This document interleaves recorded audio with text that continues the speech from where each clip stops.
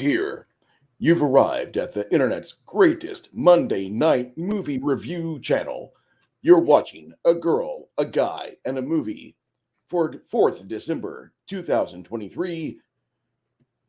Welcome, Janet from another planet and the only hands which matter, Bruce Lombardo. How are you, Janet? Good. How are Excellent. you? I'm doing fantastic.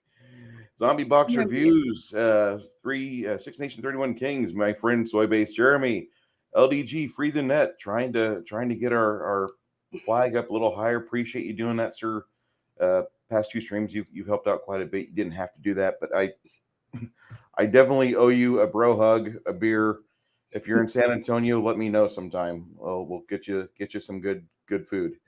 Glad to see everybody made it in tonight. We are discussing the 2015 movie Krampus, and Janet and I watched this for the first time last night.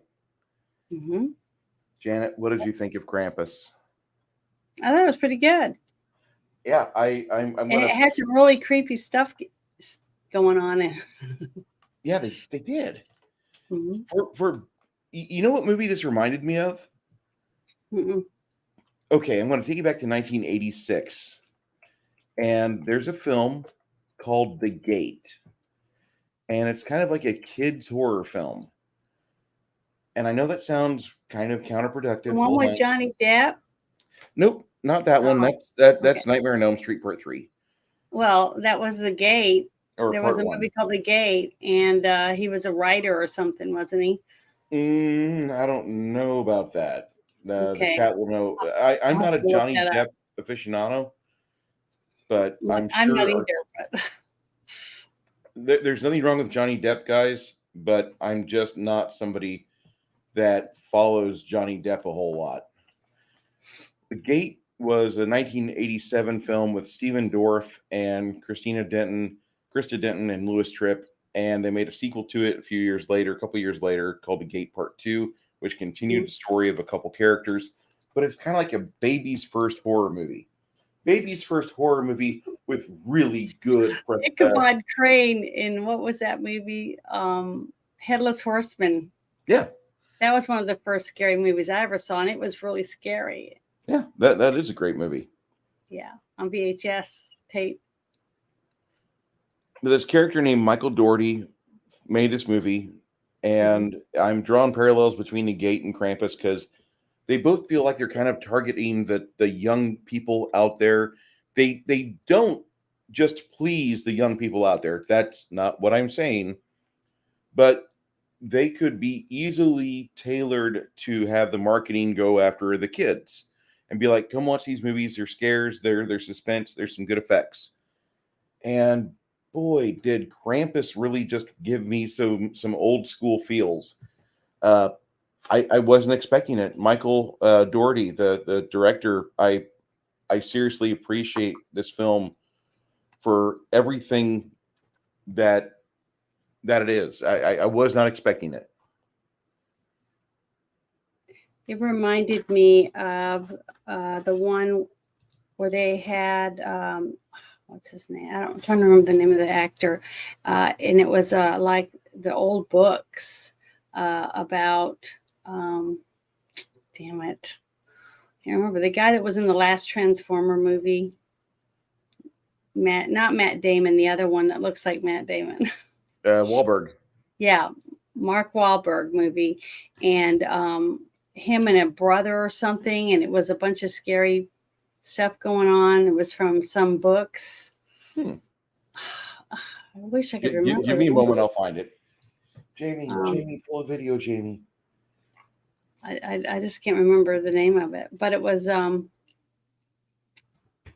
what it reminded me of, those movies, those books, and the movie they made about it. Something Brothers. I can't remember the name of it. Okay. But I remember him when he was in it. Here, let me get on. Look it up. I'm looking through the Matt Damon movies. Not Matt Damon. Mark Wahlberg. Mark Wahlberg movies. I'm not seeing it. Okay, maybe it was Matt Damon then.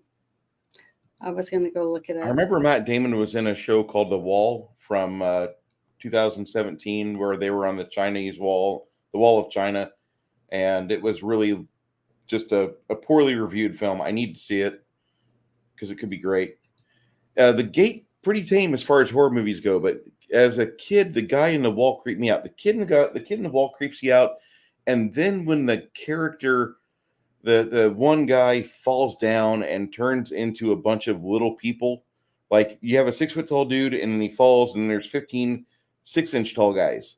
That shit scared the hell out of me, and I never saw the sequel to The Gate, but that's on the watch list.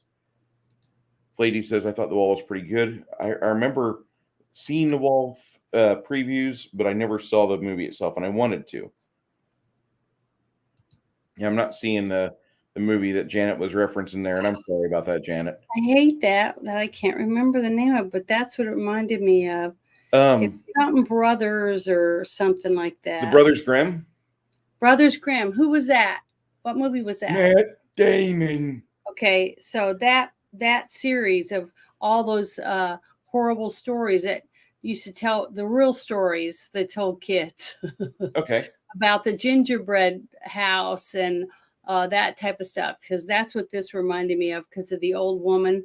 Was she Russian, the grandmother? Yeah, the grandmother looks like she's kind of maybe German, but then she starts to talk and she's trying to pull off like an Eastern European accent, and it comes off kind of okay.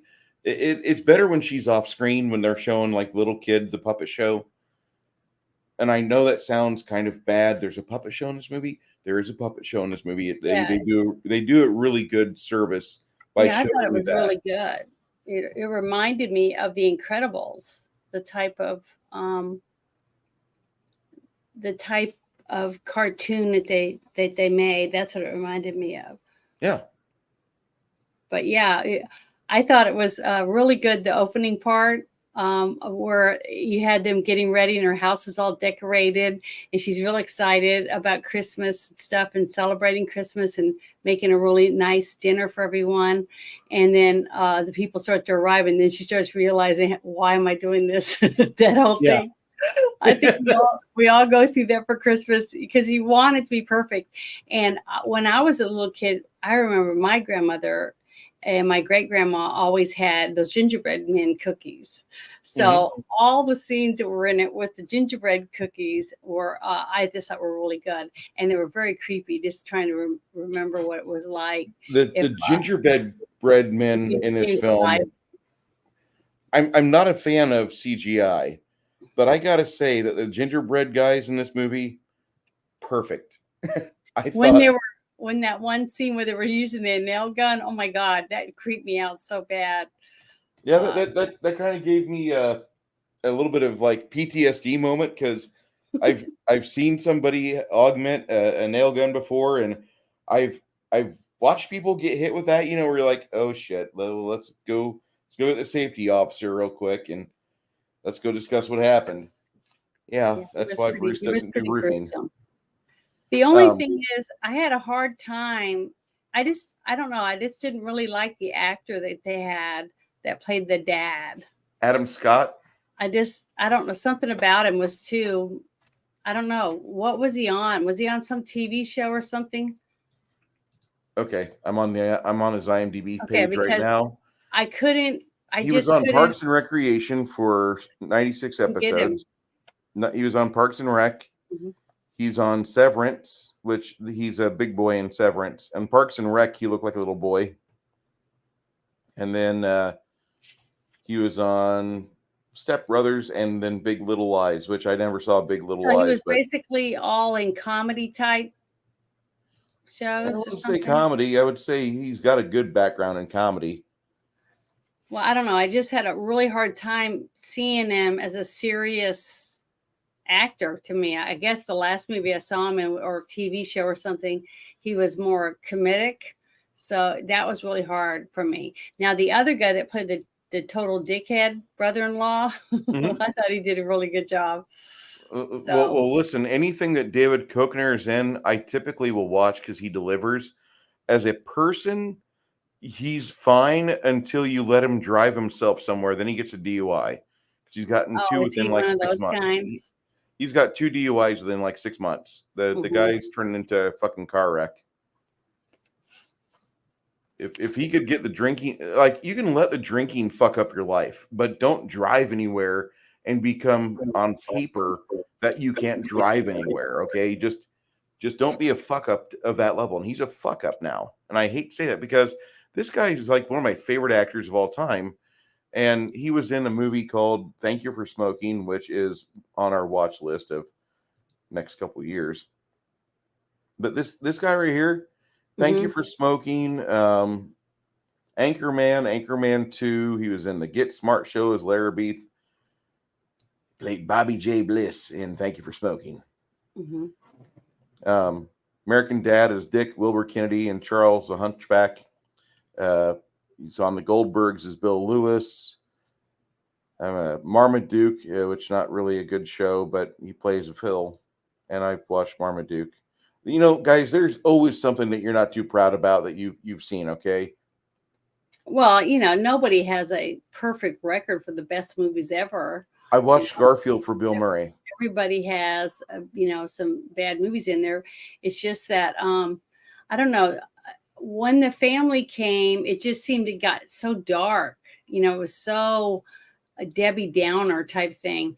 Oh, yeah. And I guess they did that on purpose because it had to be so bad that the little boy would be so depressed that he would just give up on Santa. That's what I was thinking was going to happen. And the two girls that were picking on him, they did a good job for the boy. I mean, the boy I thought was really, really good actor. And the older sister, I thought she did an excellent job too, as being a little protective of him, you know, that type of thing, which I really thought was really good for the characters in that.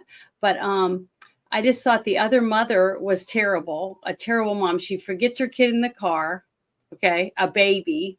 And she constantly just let the baby, she just didn't, I don't know, she didn't act motherly to me. I didn't think she was very motherly with her kids.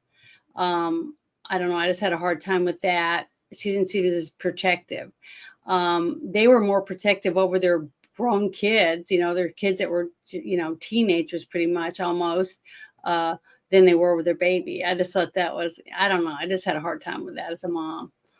But the grandma was so non-grandma-ish. I mean, she kind of was nice to the one kid, but she didn't coddle like every grandma I've ever met. She was not a grandmother in this film. She had the role of grandma, but she was not playing a grandmother. When a baby comes in a house, every grandma is going to go, "Oh, I got to hold the baby." You know what I mean?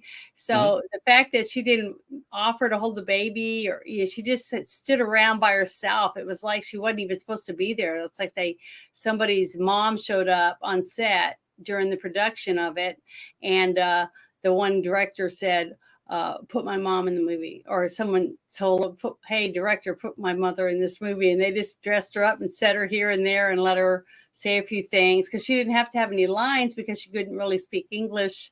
So she just blubbered out whatever language she was going to say. She didn't really, and nobody would know what she was saying unless they were from that land or whatever, you know, for Germany or could speak German or whatever. I think it was Bavaria. The more I think about it, she fit in the movie until you hear her story, but she still wasn't very. And her own son, was that his daughter? That was his mom, right? The guy that I said I didn't think was a very good dad. Okay, that Tom is Toni Collette's husband in this film. I know, but that was his mother, right? I think so. Okay, well, if it's his mom and he can't even understand what his mother's saying, but the grandson can, there was just a couple, it was just kind of, it just didn't fit. It didn't fit together for that. You know what I mean? We've currently entered the realm where Janet's nitpicking the movie. I'm sorry. That's what I'm supposed to do. It's just that I thought it was really good watching it. But when I went back and I started thinking about it and reading about it, like I printed out some notes about different things that I thought were like, and I said it during the movie that I was right after the movie that I was not did not like the mom of the baby. She was a terrible mother. She was not hands-on with her kids at all. And I thought that was just, even if you're a crappy mom where you're letting your kids sit and eat, bunches of food that's not good for them and play video games all day, you're still going to want to hold them, coddle them or whatever, and tell them you love them and stuff. That, I don't know. And if you have a baby, you're not going to forget about it in the vehicle or just let it crawl around the ground when there's a bunch of trolls running around. I don't know. I just had a really hard time with that part of the movie. And then when she's upstairs in the attic and her both her daughters are gone, the twins or whatever they were. Yeah. And supposedly they got eaten by this giant Jack in the Box. And she's, I don't know, she just didn't act very, I want my kids back, until she sees her laying on the ground after she got regurgitated because of the damage, I guess, that before it jumped down into the vent on the wall or whatever. I don't know. I just thought that was kind of lame. Her relationship with her kids was really bad. And she wants to wrap the presents for them. They kept trying to give her more of a motherly thing, to rewrap the gifts and things like that after the tree burnt, all that stuff. But she was not motherly. She just, I don't know. I just didn't think she did a very good job as a mom. That might have been. I've got to say there were some underwhelming performances in it. I'm not going to disagree with you on that, but I'm not going to rip the movie apart for the fact that I was shorted on the amount of William Shakespearean expectation of acting. I did not receive my Jean-Luc Picard moment from the actors and their deliverance of the lines. I don't hate Germany. I know what you're saying, but I'm forgiving that because I was expecting schlocky Christmas movie. And while I may have received that, I got the most tarted up, appropriately made up, nice blush, good foundation. We did what we could with the money we had, sort of film. Mm-hmm. And then they went on to do the best 10 out of 10 job they could. Well, what was the little budget? What was the budget? Do you know what the budget was? 15 million. 15 million. Well, they did really, really good for this. Fucking quadrupled their take at the box office, because the actual creature with the horns and everything, the distorted face and the open mouth and everything was just very scary to me. I wouldn't want my kid to watch it. I would love for my kid to watch it. Listen, I want my kid to have PTSD before he gets a diploma. I'm sorry. I'm a bad parent. What do you mean by that? Sorry, I had to cough. It's all right. I want my kid to have like the potential to have PTSD. That way it can break him down. Get out of your shitty attitude. I'm going to build you up before you go to boot camp, sort of thing. I want my kid to like have his come to Jesus moment before he turns 18. Not that I have a he child, but I'm saying like I'm perfectly okay with my child watching scary reality bending movies that totally make him question his or her mindset and the things they've been taught. I want them to have like an earth-shattering revelation whenever they read August Derrith or H.P. Lovecraft and be like, wait, is there a chance this could be real? And then just let them go off in the ether of the library, preferably library, not on Google, and go find their own answers. Go find out stuff. Go talk to an MIT scientist.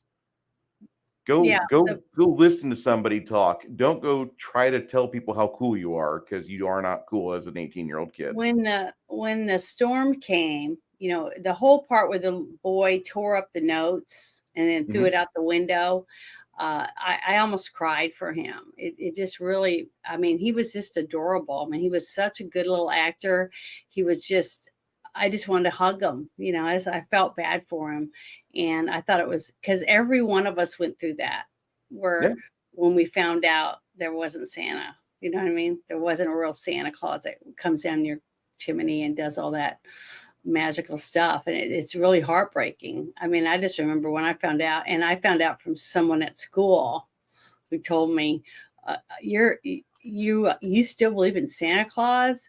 And then after that, I started thinking about it. And I asked a couple of my friends, and they said, "Yeah, there's no Santa."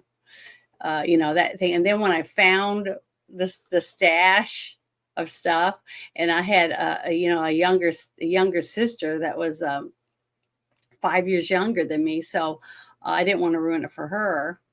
And so I didn't say anything, but I was heartbroken when I found out, and I saw all that stuff the next morning. I was like, oh, okay, well, I was heartbroken over it. But I guess not everyone's like that. But I could feel it for that boy, that they were making fun of him because he had a letter to Santa in his back pocket and that type of thing. And when the older sister wanted to leave and go see her boyfriend down the street, and it's a blizzard out, I just was just surprised that the parents didn't offer to drive her down the road or something. I don't know. I just thought, and she didn't bundle up, it looked freezing cold when they opened the door and the wind's blowing, and I don't know. I had a hard time with that. And the part when she went out, she was really good. She was a good little actress when she went underneath the vehicle to hide. It looked like real snow, and the way that she acted under there, it seemed really cold. And then you see the Jack in the Box, and you're like, oh my God, it was just scary. And then you see the whole vehicle moving, when she's screaming and everything. That was just really scary to me. And then when the dad went out there with his brother-in-law to go try to find her, that whole thing that happened out there was scary as shit to me. And the sound of the creature underneath there, whatever it was, I don't think we ever get to find out what it was. Did we? We're not really given names. They're not nice enough like that in this movie. They would have. I would have loved it. They would have had like a special feature. Not being able to see what it was, but knowing it's under there, and there's snow everywhere. Deep snow from the blizzard, and that was all of that was just really creepy and really scary to me. So yeah, that was definitely a good, really good two good scenes with the girl, the teenage girl, and the two dads. And then he gets his leg bit really, really bad, and they have to go back to the house. But the fact that the dad gave up so quickly about not going back out by himself to get his daughter when he heard her screaming, remember? He was trying to find her, and then he just goes back to the house and acts like he didn't even hear her or anything, unless Janet's over here complaining. I'm over here celebrating about the schlocky horror movie getting to schlocky. I'm sorry. I'll let you do some talking. No. I think it's great because we are better when we argue and we fence about like our favorite parts or favorite. Well, I mean, honestly, anyone in the chat that's your dad, right? And you go out and you're trying to find your daughter and you hear her screaming. You can hear her voice and she's screaming for help. And he just goes back in the house and bandages up his friend instead of saying, here, fix his leg to the women and get the kids out of here or whatever. And then I'll be back. I'm going to go find her, Yeah. To me, that would have been more realistic. But the fact that he just kind of went, oh, well, let's board up the house, just after they went through the other house and know that the other houses were empty and they're frozen inside, it's like, I don't know. I just had a hard time with it. This did not make.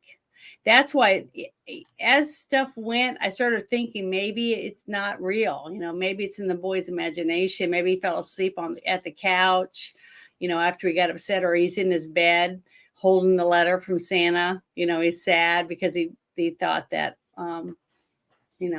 he was upset by what the girl said, and he was going to wake up, and then he still had time to take the letter or something. This is because I had never seen it, so that's what I was thinking. But as it went on, I was like, I didn't know what to think about it, but I just felt like a lot of it didn't make any sense to me. The way the parents were acting. But I guess if it's his dream later on, all of it could fit, because a kid always thinks the parents aren't very smart. They're dumb in a lot of aspects. So I was going to explain all that, but didn't get a chance. Most teen movies try to make the father look like a bumbling idiot. And I mean, this movie didn't really do the father, played by Alan Scott, I believe, any favors. This guy, like I said, he did pretty good with his movie, or his role in Parks and Recreation. But Adam Scott is not a super alpha male guy. David Koechner is more of an alpha fucking male. But see, that's why I thought that for that part, when the macho brother-in-law that has lots of guns, and he goes, "Wow, this is heavy," and he goes, "That's his wife's name, whatever her name was." Yeah, that's Linda's. Yeah. So that I thought that was good. So there were lots of good scenes showing him as the not so macho dad, more techno, into tech, computer tech and stuff like that. And his son was more, tech savvy or whatever. And the dad and mom were more country, laid back, not rich. They had less or whatever, and not as well educated or whatever. That's what I felt like that was coming across. But that when he said, "I thought you were always a wimp," or whatever, that part. Yeah. So I thought that was a redeeming thing for him, for his character arc to kind of move up. But all of it, I was having a hard time with it until, like I said, at the end, when you find out it's the young boy dreaming, supposedly, until he gets the ornament. You know what I mean? Yes. When he opens the ornament. But it doesn't say who gets the gift, except everything burnt, when the tree was on fire, which burnt really quickly. But the big bag that they found on the front porch. So the Krampus people, or trolls or demons or whatever they were, had taken that bag and left it there because they knew what was going to happen, apparently, and made sure he had that gift waiting for him in that box for him to open. But there was no name on it, so the fact that somebody handed it to him, I just thought was interesting how they did that, because there wasn't a name on the gift for him to end up with that gift at the end. But him having that dream made me start thinking, well, maybe they made it the way they did with the characters, the way they did things was because it was his dream. Because see, the boy wasn't with the two dads when they went out, right?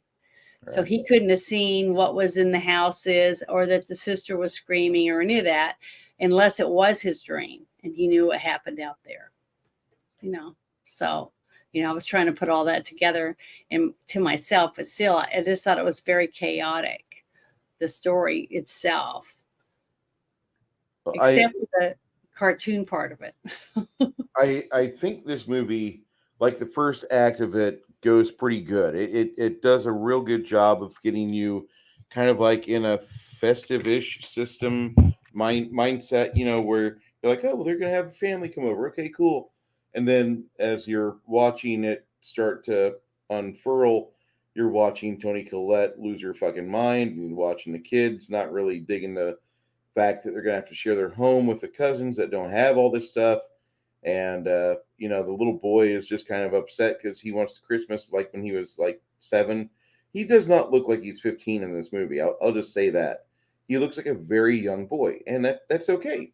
He can look like a very young boy, but he just looks like a very young kid, and he has a selfish mind for a moment. That's all that's needed for the evil to start. And well, the thing is, he had to look young because most kids, after they're a certain age, don't believe in Santa Claus anymore, right? So to me, he was almost too old to be a kid that would believe in Santa Claus.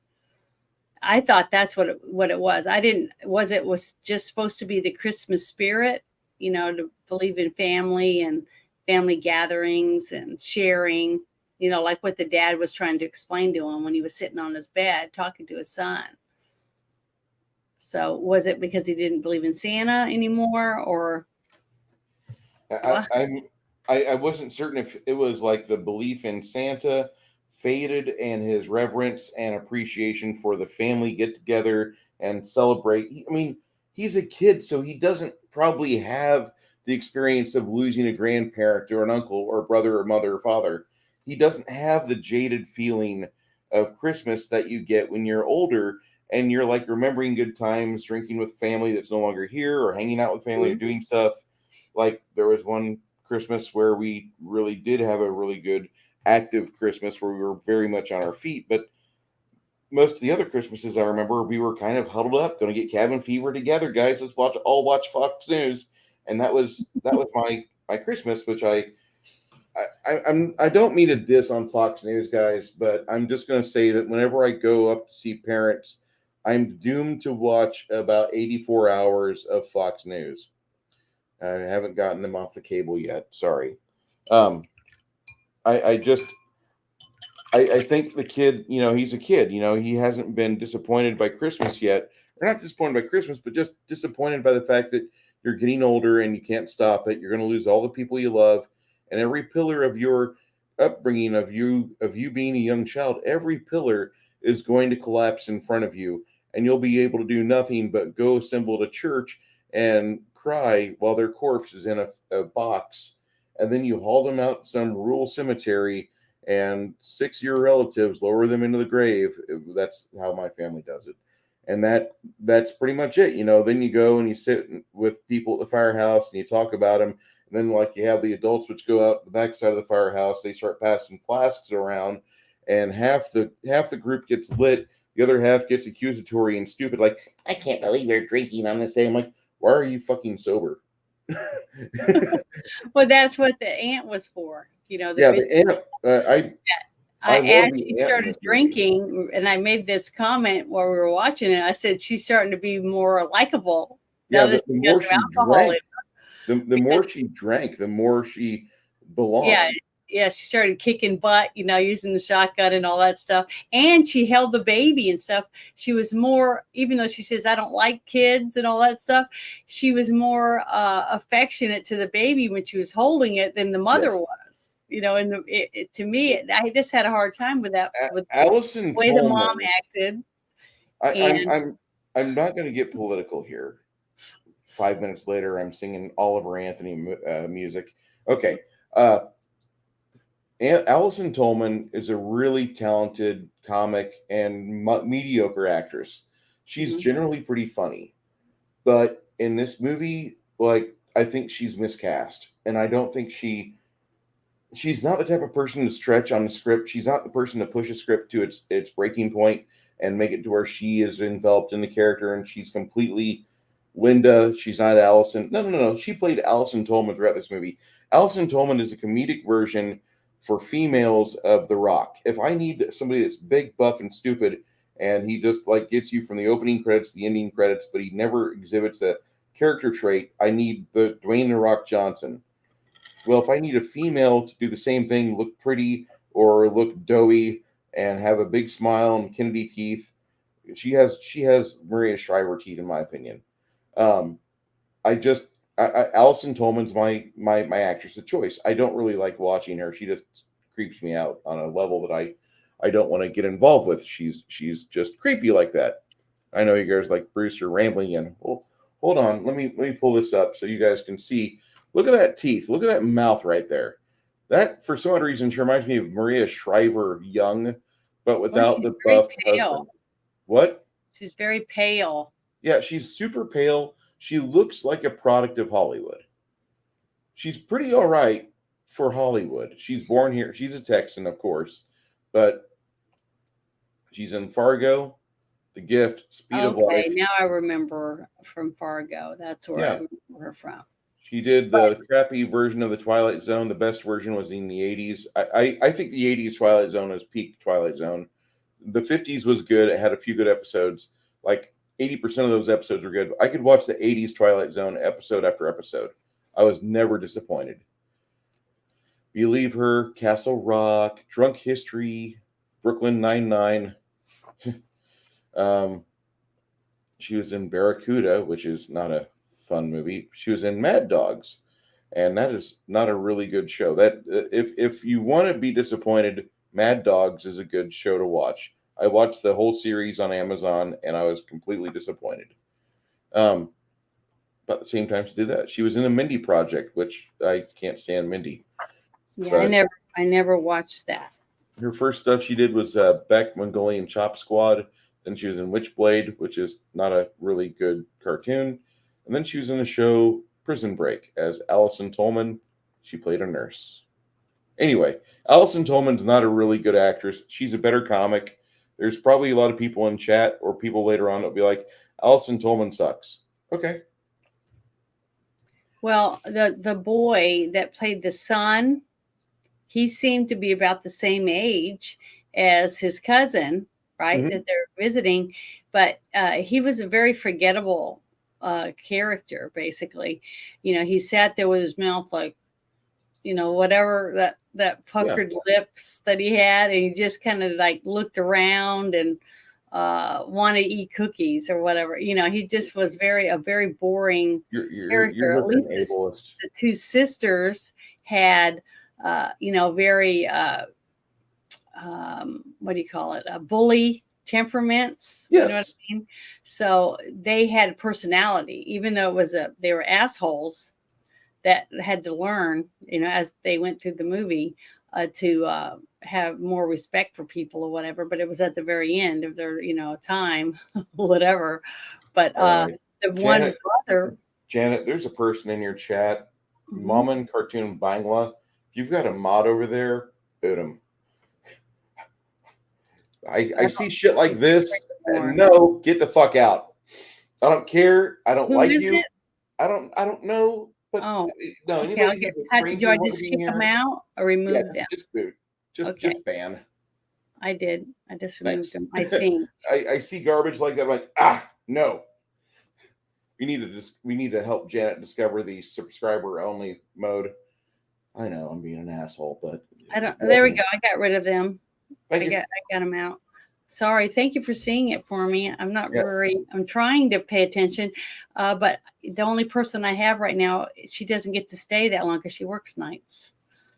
So, can't do anything about it. Okay. And I made Cronus one, but Cronus is awesome. Yeah, but he doesn't show up enough on Fridays. He always says he forgot. So it's like, oh well, I'm a little channel. So we have some disagreements here on the castings, which I can empathize with you on that. There's really some poor choices for the casting. I get it, and I'm all right with that because I think that it might not be the casting. It might just be that the direction that the director was giving them wasn't very good. I mean, that's probably it. Look at this guy. He doesn't look like he's got a wrinkle on his face. Oh, who is that? Is that the director? That's the director, Michael Dougherty in Krampus 2015. Well, he looks really young. Yeah, he does. I mean, he looks maybe a couple years older than MJ Anthony. Nice kid. Good actor. I really liked his character. Toni Collette, I've always heard about her. Never paid attention to her till this movie. Really like this chick. I think I've seen her in lots of different things. I can't tell you everything that she was in, but I thought she was good at everything I've seen her in. I thought she was pretty good at. She did something where she had like split personality or something. I thought she did really good in that. Something States of Terra or something like that. Mm-hmm. I can't remember exactly, but I only saw a part of it, but she did really good. And I kept saying I was going to go back and watch it again. Now, this actress is actually born in Vienna, Austria. She was in a few movies. There was a span of time where she didn't do squat. From what I understood, there's like a period where like there's 15 years where she wasn't really acting, but this lady looks like she's had a full lifetime of acting. And if you can't see that in chat, like she goes from like the 40s. Hold on. You. Okay, she's born in 42, so she starts acting as a young kid. From what I understood, a friend of mine told me he's like she disappeared for a while, but apparently she was just acting somewhere else. But she started acting in 62, and then she does this movie in 2015, Krampus. Mm-hmm. Does a lot of foreign movies, a lot of European films, a lot of German films. And she's pretty talented from what I can understand. Like a lot of people seem to really appreciate her. They keep out hiring her for jobs, and she's doing really good with the grandma circuit. So, I mean, that's pretty positive. She played a pretty good grandmother. I thought she did a really good job playing the character that she was. It's just that the characters, they just didn't give her enough to do as a grandmother, to dote over the grandkids. It's Christmas. She made cookies for them, but she didn't hug them. She didn't, I don't know, she didn't grab his cheek and do that whole thing that grandmas do, that kind of stuff. That's what I was expecting more. And her other granddaughter, she didn't even acknowledge she was alive. there's not a lot of parental love to the kids. And the dad, which is the father or the son of the woman, the grandmother, just seemed non-sonish. He didn't hug or talk to his mom. They just were not very interactive. It was almost like, did you see the movie with the family that lived in a house, and at the end you realize they're ghosts, that they're not even there? You're talking about The Others with Nicole Kidman? Yeah, The Others. Okay. So basically it was like the son could see his dead grandmother and she lives amongst them, but no one else could see her. You know what I mean? It was almost like that. It was like she was a character, but not really a character, because the only one that could interact with her was the grandson. So it kind of seemed like that to me. And I just thought that was sad, because to me, that was a waste of, to me, it would have been way scarier if they'd had better interaction between the family dynamics. Have the parents be assholes and the other parents think what dickheads, but and their kids were kind of bratty, and the dog crapping in the house, the normal things that we would all deal with, but make them parents, make the parents love being with their kids, and the grandma wanting to be a grandma to all the kids. Mm-hmm. Because China Farrell, like, she had to get liquored up to get her personhood. Yeah, which was fine for her character, because she's just the aunt that all of us have an aunt that we don't get along with, or we have an aunt that we think's awesome. You know what I mean? So all of that would have been fine, and her character would have been fine to be the opposite of what mom was. Mm-hmm. That type of. And Toni Collette, she played her character pretty okay. I just don't think she was a great mom, but I think she did pretty well with this. This isn't her best role, I'm sure. She's done better. But for what this movie is for me, and I went into this movie expecting schlock, and I got it. I got good, high quality, almost S tier Christmas horror, which I've never had this before. I've had other Christmas movies foisted on me, like Santa's Sleigh and Black Christmas, which they're. Well, I thought the mom at the beginning, she was great. I thought she was good through the whole movie, because she was making sure her table was set. The house was decorated for Christmas. That the presents were wrapped. She was doing all these different things because she was wanting to do the whole traditional Christmas, like most moms want to do, especially when relatives are going to come, right? And see your house. You want it to be, and just like the rude comment that the aunt made about what it has to look like. What was it? Not Better Homes and Gardens, but some Better Homes and Gardens magazine. Yeah. Oh, is that what it was? Yeah. She has to have it look like this, and everyone has somebody that magazine perfect, jealous. Greatest jealous curbside appeal, because her house doesn't look that good. Now the whole thing right at the very beginning. Yeah. This was filmed within one day. Mm-hmm. This was day one of filming. They did this in a mart, and that was it. That's all they had to do. Mm-hmm. That entire scene at the start of the movie. Yeah, showing the utter chaos Yeah. of everybody trying to make sure they got their last minute gifts, and they're fighting over it, just like the whole Cabbage Patch Kids and other stupid toys that they're wanting to get, and the toilet paper fights that we had for COVID, all that. I thought all of that was really, really, really good at the very beginning for utter And this chaos. right here, like, this is a part of the puppet show that, like, I'm not dissing See, the that movie was at really all. scary. This part here was probably one of the high points of the movie. The movie, for me, after Act One, like, I'm not worried about the fact if the adults are acting in a beneficial manner to the kids. Mm-hmm. I'm going to tell you a secret. I speed through school zones, so my reverence to kids is kind of low. But I really enjoyed watching this movie because it felt pretty like normal, like somebody who's like, I don't want to die. My child is going to die. Shit, I got to save my child. My child just disappeared. Shit, Mm-hmm. I've got 3 other kids. Maybe I can defend them. And that was like the level of commitment I saw. And I was okay with that because never in this movie do you really get like a bestiary recollection of all the bad guys that you're going to see. This is Krampus. This is the Jack in the Box. These here are the little Bavarian sugar cookie bastards. That picture right there, that's the picture. It's little things like that. That one snapshot you're showing right now on screen is what reminded me of the Brothers Grimm.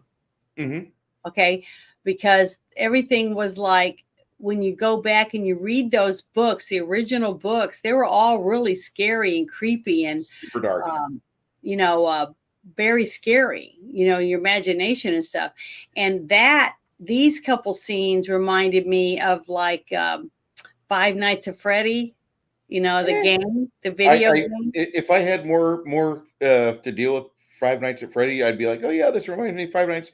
I don't deal with FNF. I don't deal with that game. That's a game for other people. I deal with Quake. I know that sounds like I'm an elitist, but well, no, but the thing is, that's the vibe that I got, which was scary as shit. Yeah, this is scary as fuck right here. All of that doll that fell from the ceiling, that whole scene in the attic to me was scary, very scary. I mean, every person I know has had a doll or a statue or something at grandma's house or your aunt's or somebody's house that you laid in bed and you watched it the whole time, waiting for it to leap out and kill you or something, as a kid. That's what I'm saying. Yeah. Those creepy toys that people have. That's why, any of these things with dolls, see, like that doll that, the angel doll that jumped down and jumped on her and started attacking her. Oh my God. That was so scary to me. Horror shit in this movie. Yeah. In the mask, is that the mask that Krampus is wearing? I think so. Oh my God, that mask was so freaking scary. This mouth being so well open done. and having the teeth and they're sideways, like somebody broke their jaw. You know what I mean? And it's like stuck. It was so creepy. I didn't like any of that. I thought it was very, very scary. In the attic scene, for sure. Like, I really want to take the special effects crew, the CGI people, and the practical effects guys. I want to take them out for beers. I mean, look at that. It looks like a mask. Like someone's wearing a mask. It looks like a mask, but what the fuck is this purple skin underneath? That's what I want to know. What sort of fey-touched bastard creature is that? What exactly aspect of Winter Court made... But look at its eyes. It looks like a demon to me. That's what I said. I kept calling them demons. A demon or fey-touched monstrosity. I mean, I absolutely get off on this shit. This movie, if nothing else, if you can't take nothing from tonight's stream, Bruce loves well done prosthetic and practical effects. This movie had a lot of that. There's a lot of CGI in it too, but for everything that happens to this family, I was convinced they were in peril. I was really happy. I had no problems with any of the costumes or the special effects or the CGI or any of that. Everything to me, when it came to the props and the costumes, the the snowmen were creepy as shit. I mean, they were, when the kid said, "Mom, look, there's a snowman," and you looked out there, it looked evil. And who wouldn't want to go out and say, "Who put this snowman in our yard?"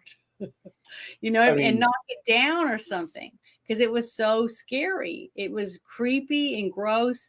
And to me, that would creep me out, looking out the window and seeing that looking at my house. Yes. And I didn't do it.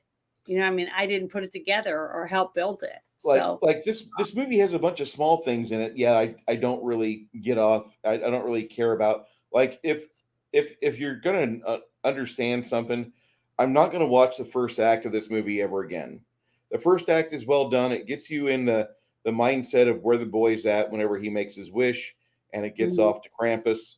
But for me, that part of the movie, it's just like watching the Lord of the Rings trilogy.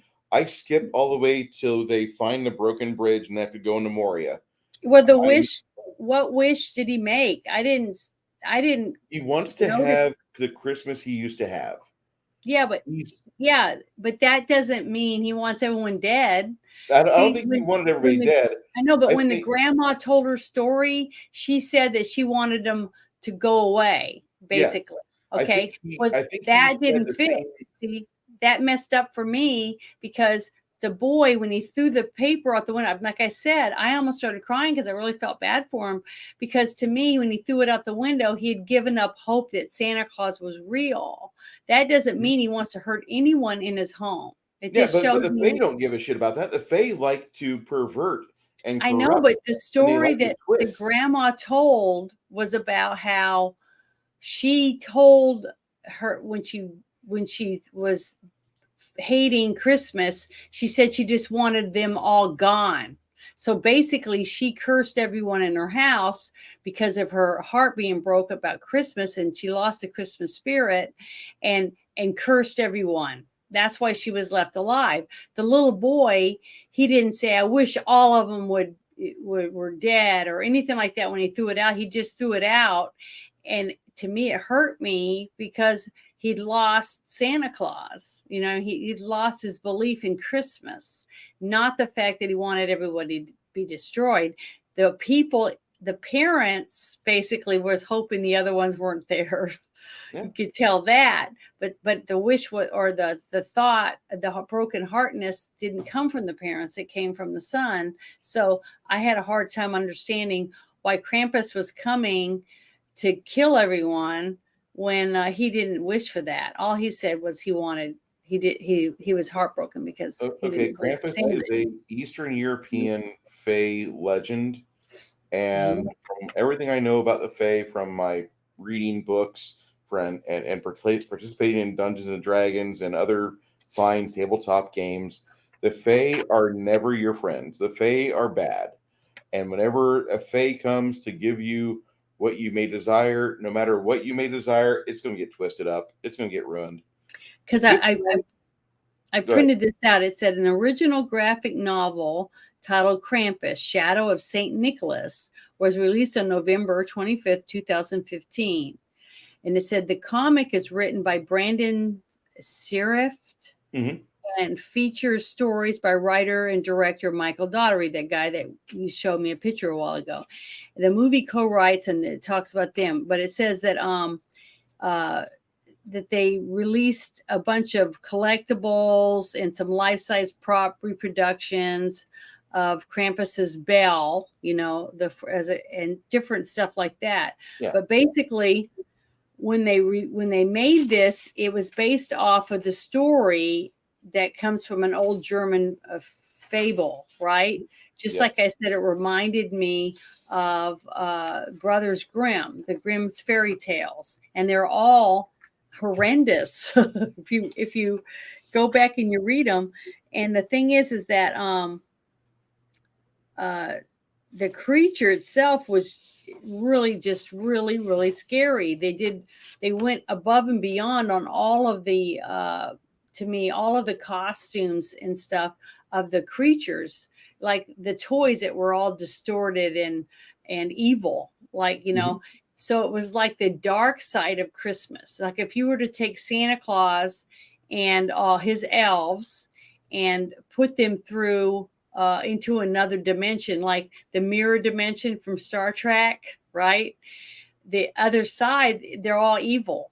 And all they want to do is do stuff. They're selfish and greedy and want to do things for themselves.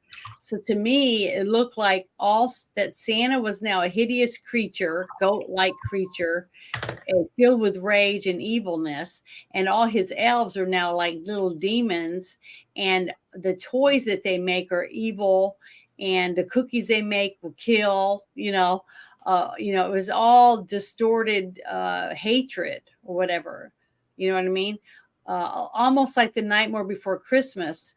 But Nightmare Before Christmas, it was more of a fairy tale and happiness, because even though he was from a place that's scary where ghosts and goblins came from, he had the spirit of Christmas. You see what I mean? So that whole scene was really, really good with the sister. But it was, I just was trying to figure out the story behind Krampus himself, and why is he there when nobody asked him to come and kill everyone. So him coming and scaring everyone was one thing, but the fact that he was, killed her and killed everybody, basically, to me, I just had a hard time trying to understand and figure out why that was happening to them, especially since the boy didn't ask for any of that. I don't know. It just didn't, none of it made sense to me.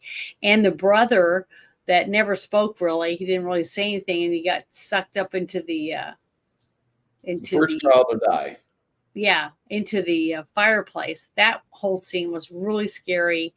And I thought, Colette, the actress, did a great job of being believable and seemed scared shitless. You know what I mean? She was just scared to death. And then when she saw the cookie and realized it was demonic, see, that doesn't look like CGI to me. That doesn't. Like, but when they animate, I thought that was good CGI. Yeah, I thought it was really good. I thought if it's a puppet, if that was a puppet they did, I owe them a few beers, because I fucking loved it.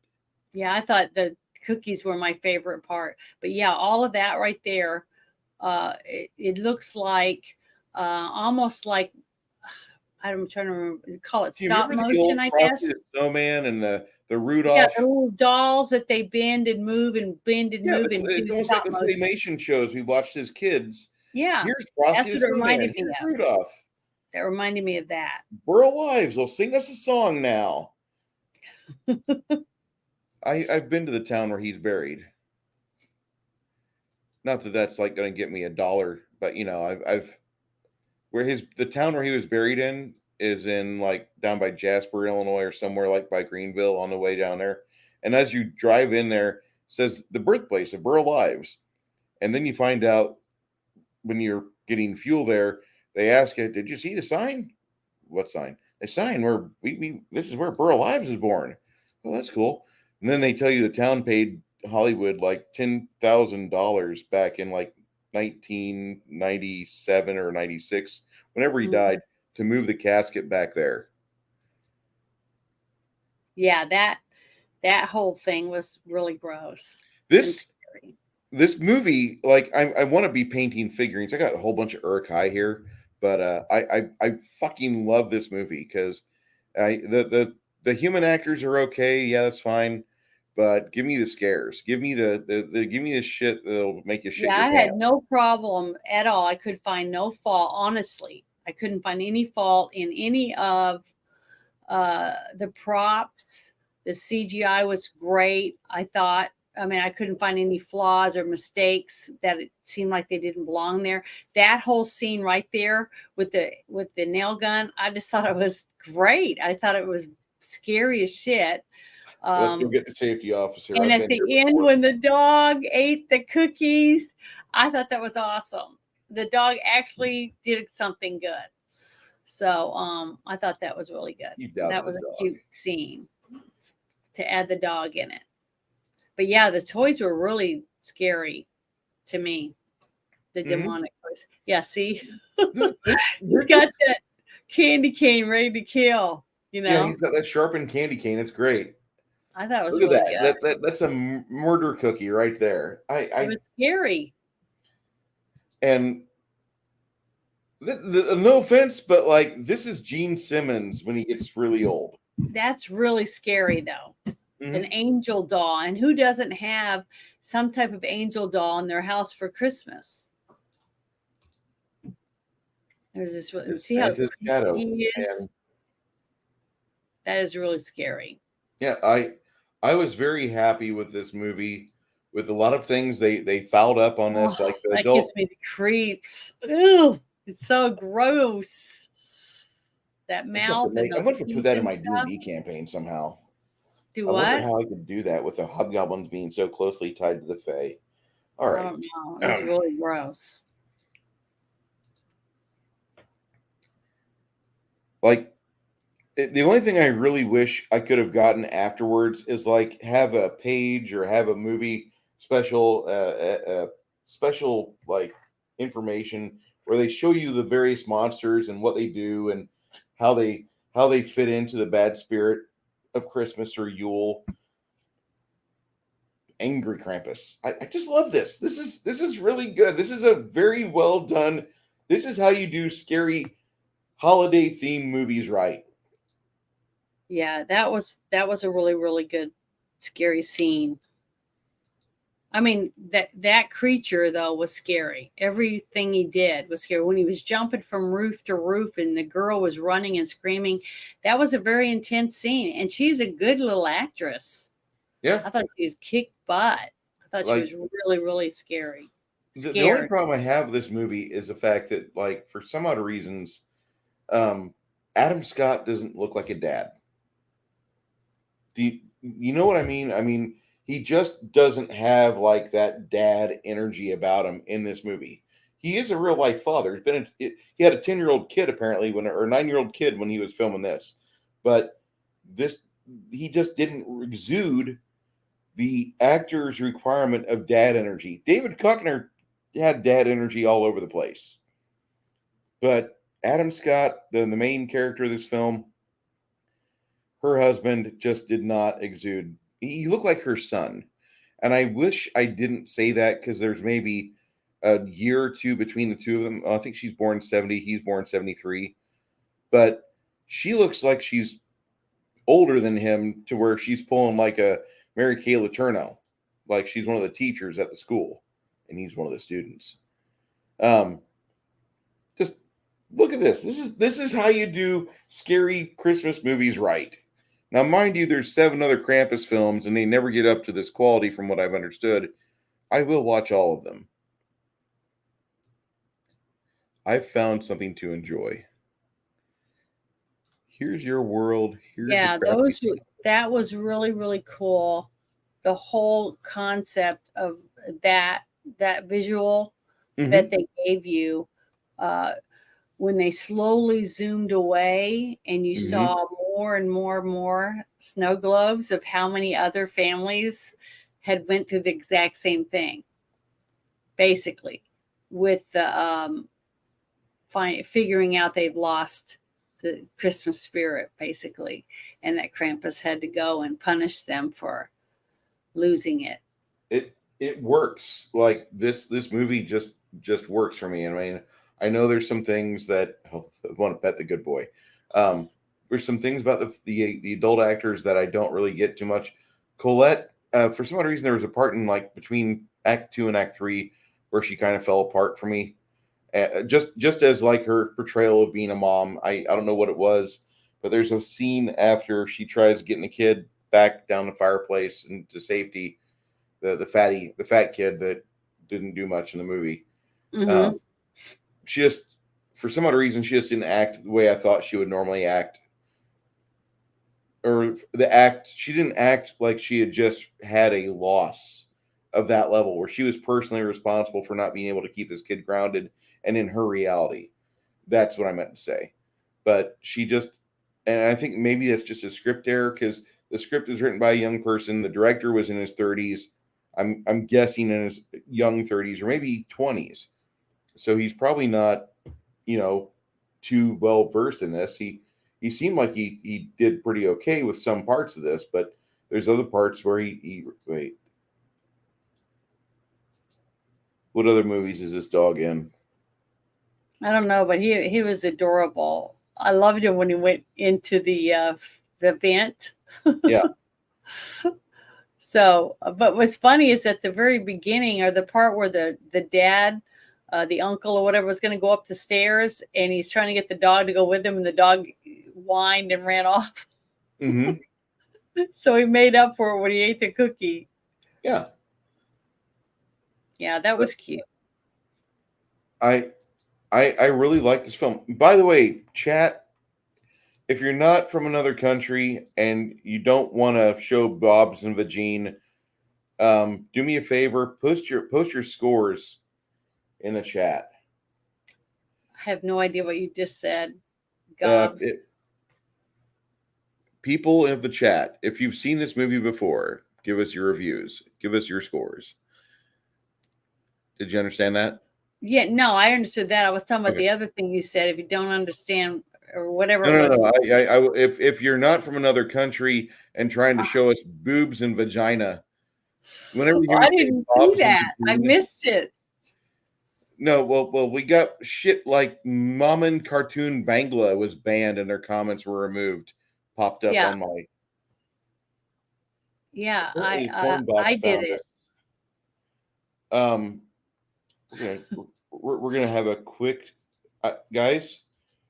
When you have a really good co-host that they're new to this, what you do is you show them. We're gonna go to YouTube. Mhm. And we click on person, view thine channel, and we go to the current live stream, go on mute so I don't hear myself, Yeah. and then we hit edit video. At edit video, we find the customization right here, and stream customization, we go from anyone to subscribers. Minimum subscription time, we go to custom and do 5 hours. Mm-hmm. And for that 5 hours, they have to be follow you before they can make a comment. Yep. Oh, okay. That is how you clean up your chat. You don't get these shitty guys with crappy hair and a Mercedes Benz in their garage.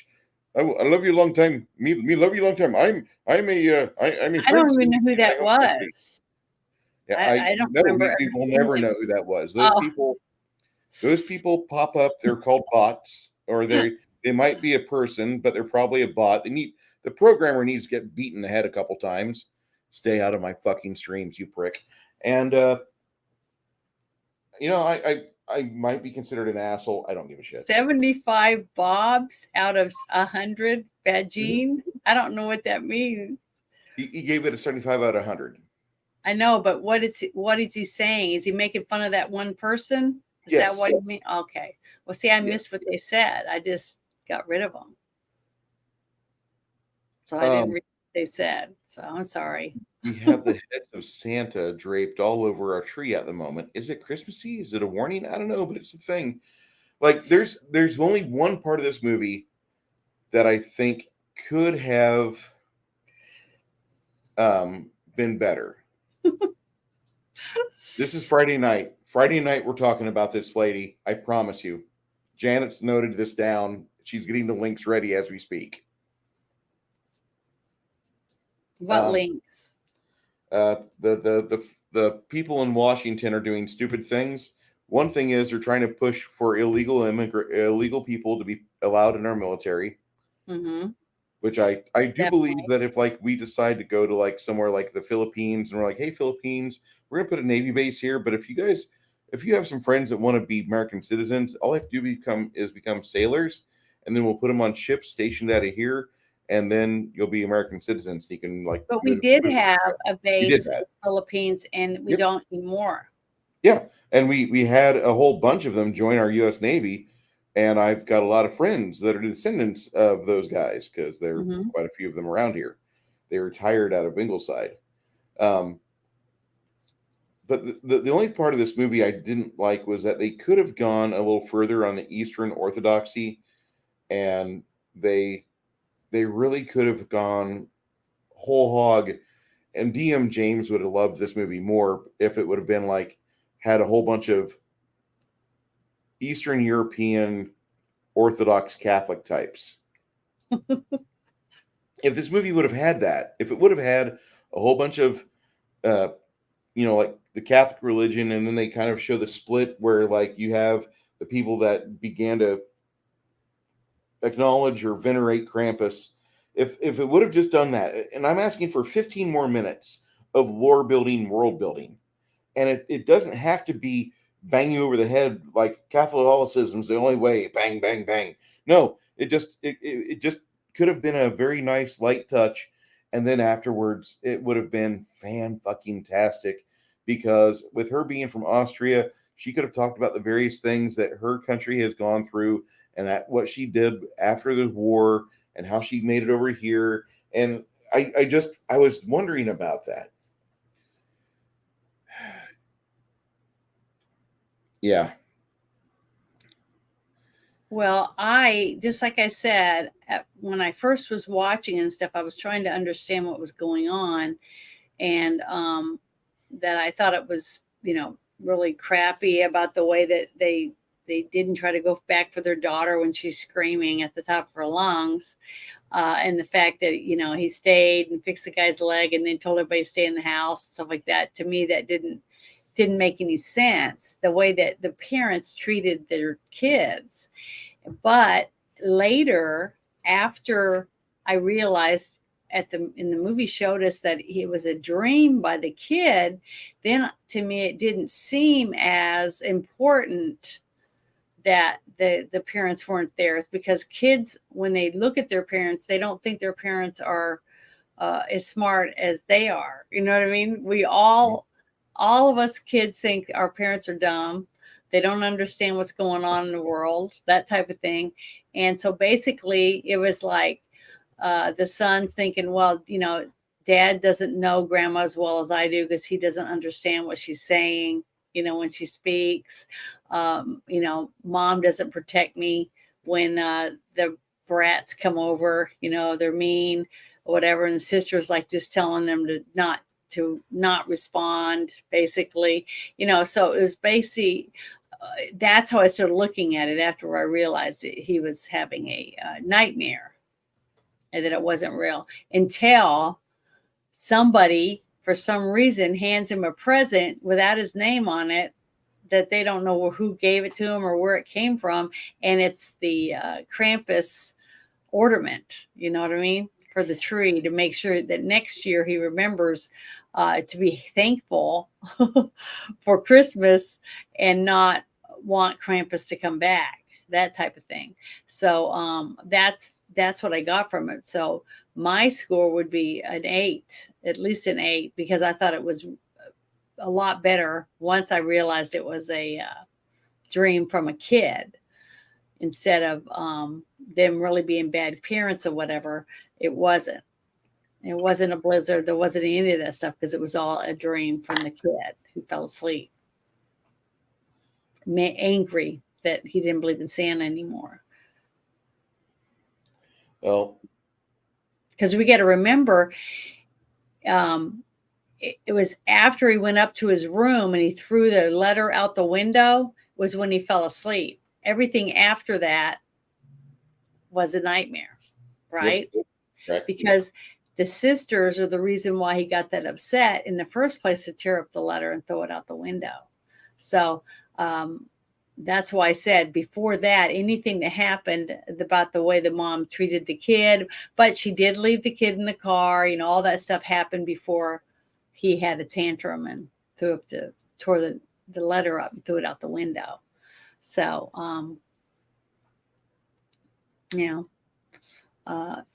up until then, it wasn't so bad. It was after that, with all the dumb stuff that was happening, it was like, well, what a terrible mom, she's just terrible. But now I'm thinking of it as it was a nightmare from a kid. And that's how his point of view would have been in that state of mind that he was in during his dream.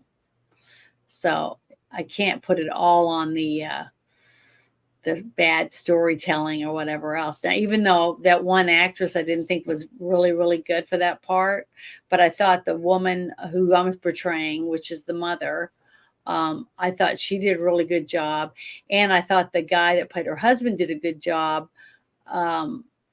in some parts of it. But I just had a hard time picturing him as the father, even though in real life he's a real man, and he could be a real dad. But I just had a hard time fitting him in for the father of this family.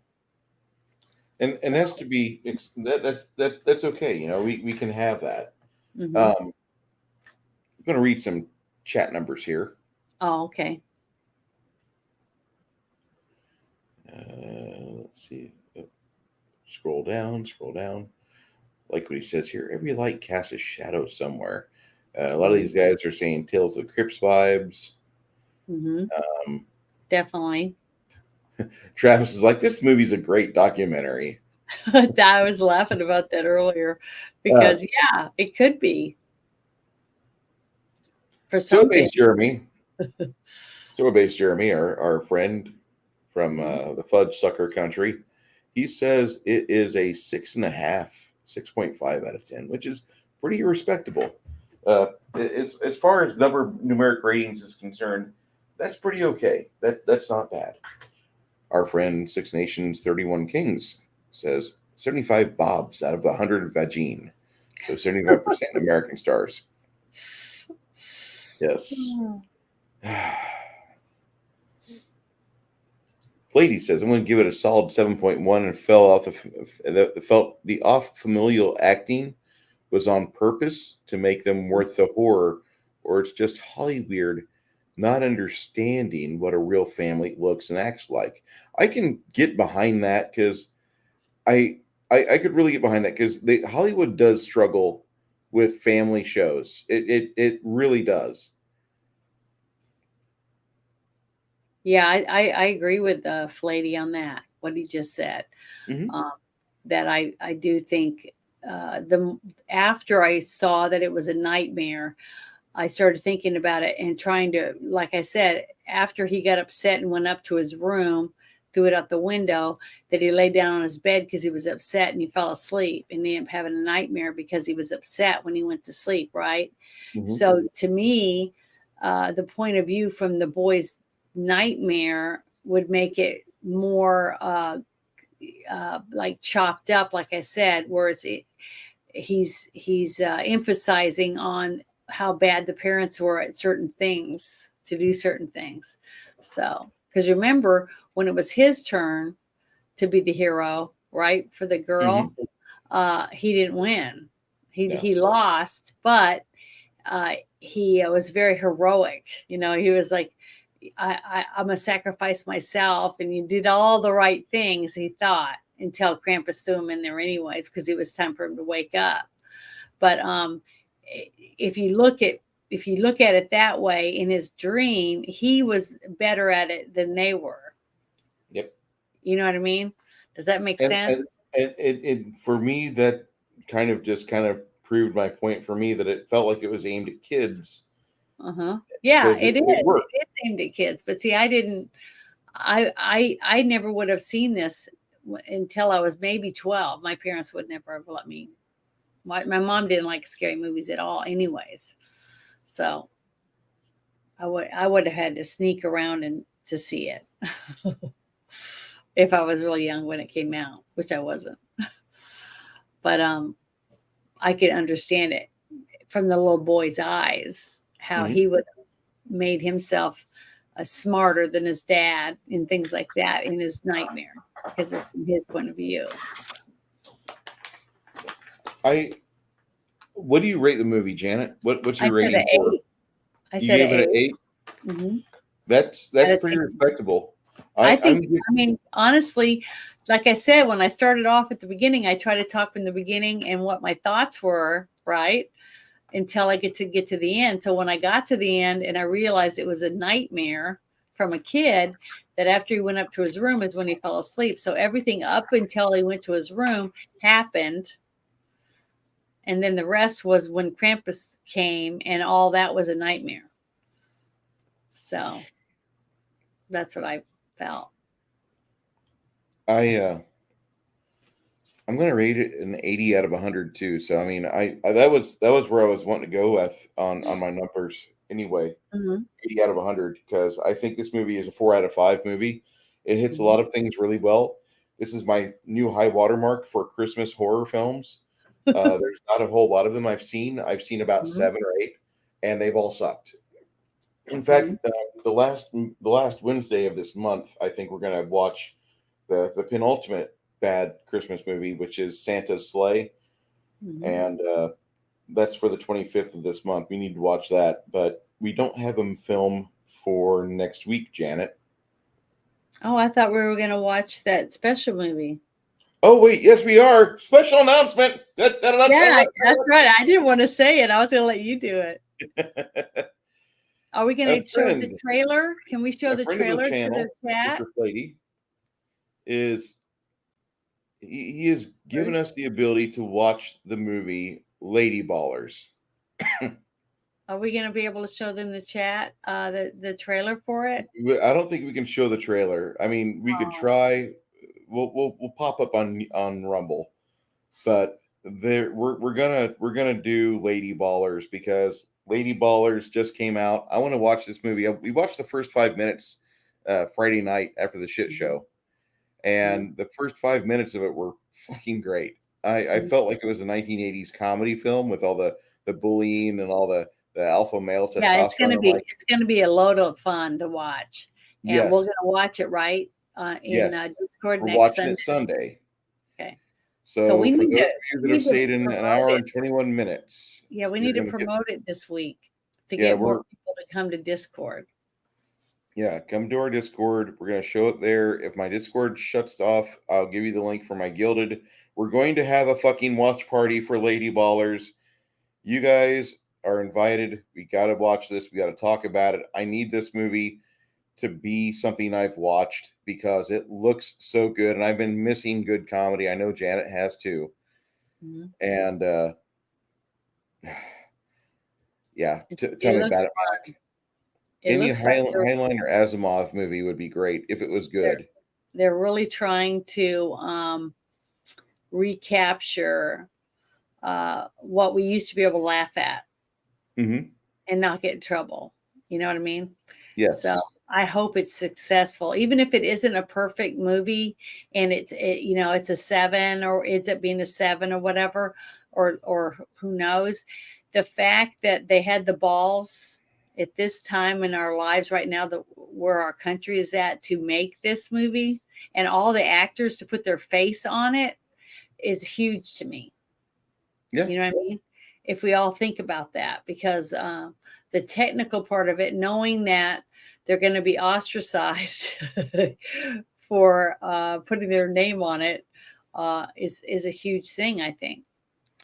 So we'll be showing that the December 10th at our usual time, about 7 to 7:30 in my Discord channel.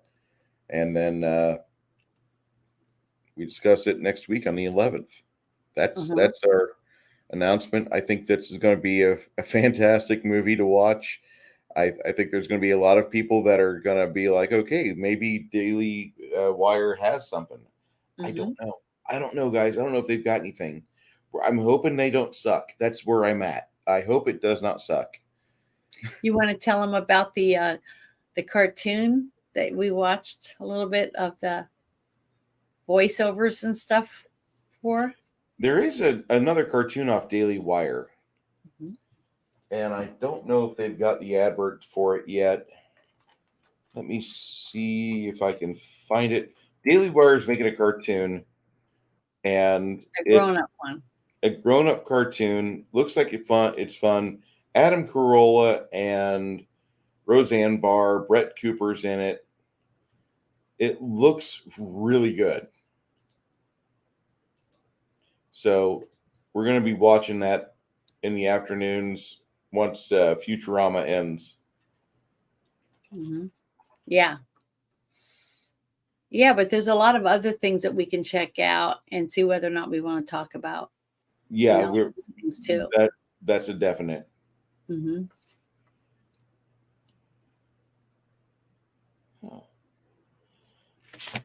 Interesting. What's her upcoming stuff? Yeah, here's that thing. It said Luke Hawker was the actor that portrayed the in-suit performer for Krampus, a dark, ancient, demonic figure from European folklore that dispenses vengeance and wrath on the naughty. He resembles a much darker representation of Santa Claus, appearing as a horned, goat-like beast with his face concealed behind a bearded mask. Yeah, that's what I was trying to find earlier when I was talking about the creepiness of how he was just really a scary creature. Their portrayal of I don't know if it looks like what was in the books or the drawings and stuff, but the person who did it for this movie did a really good job at finding as much scariness they could and putting it in one character. I think the part of this film that got to me the most was the puppet show. Then you have the little gingerbread men, and then Yes. finally the Fae jumping around and tying the chains on the people. Mm-hmm. That was the last thing that, like, really, that was the other thing that really got to me. I thought that was weird. That was scary. This is the cast for Mr. Burcham. This is going to be a new show, so we'll probably be watching this here soon as well.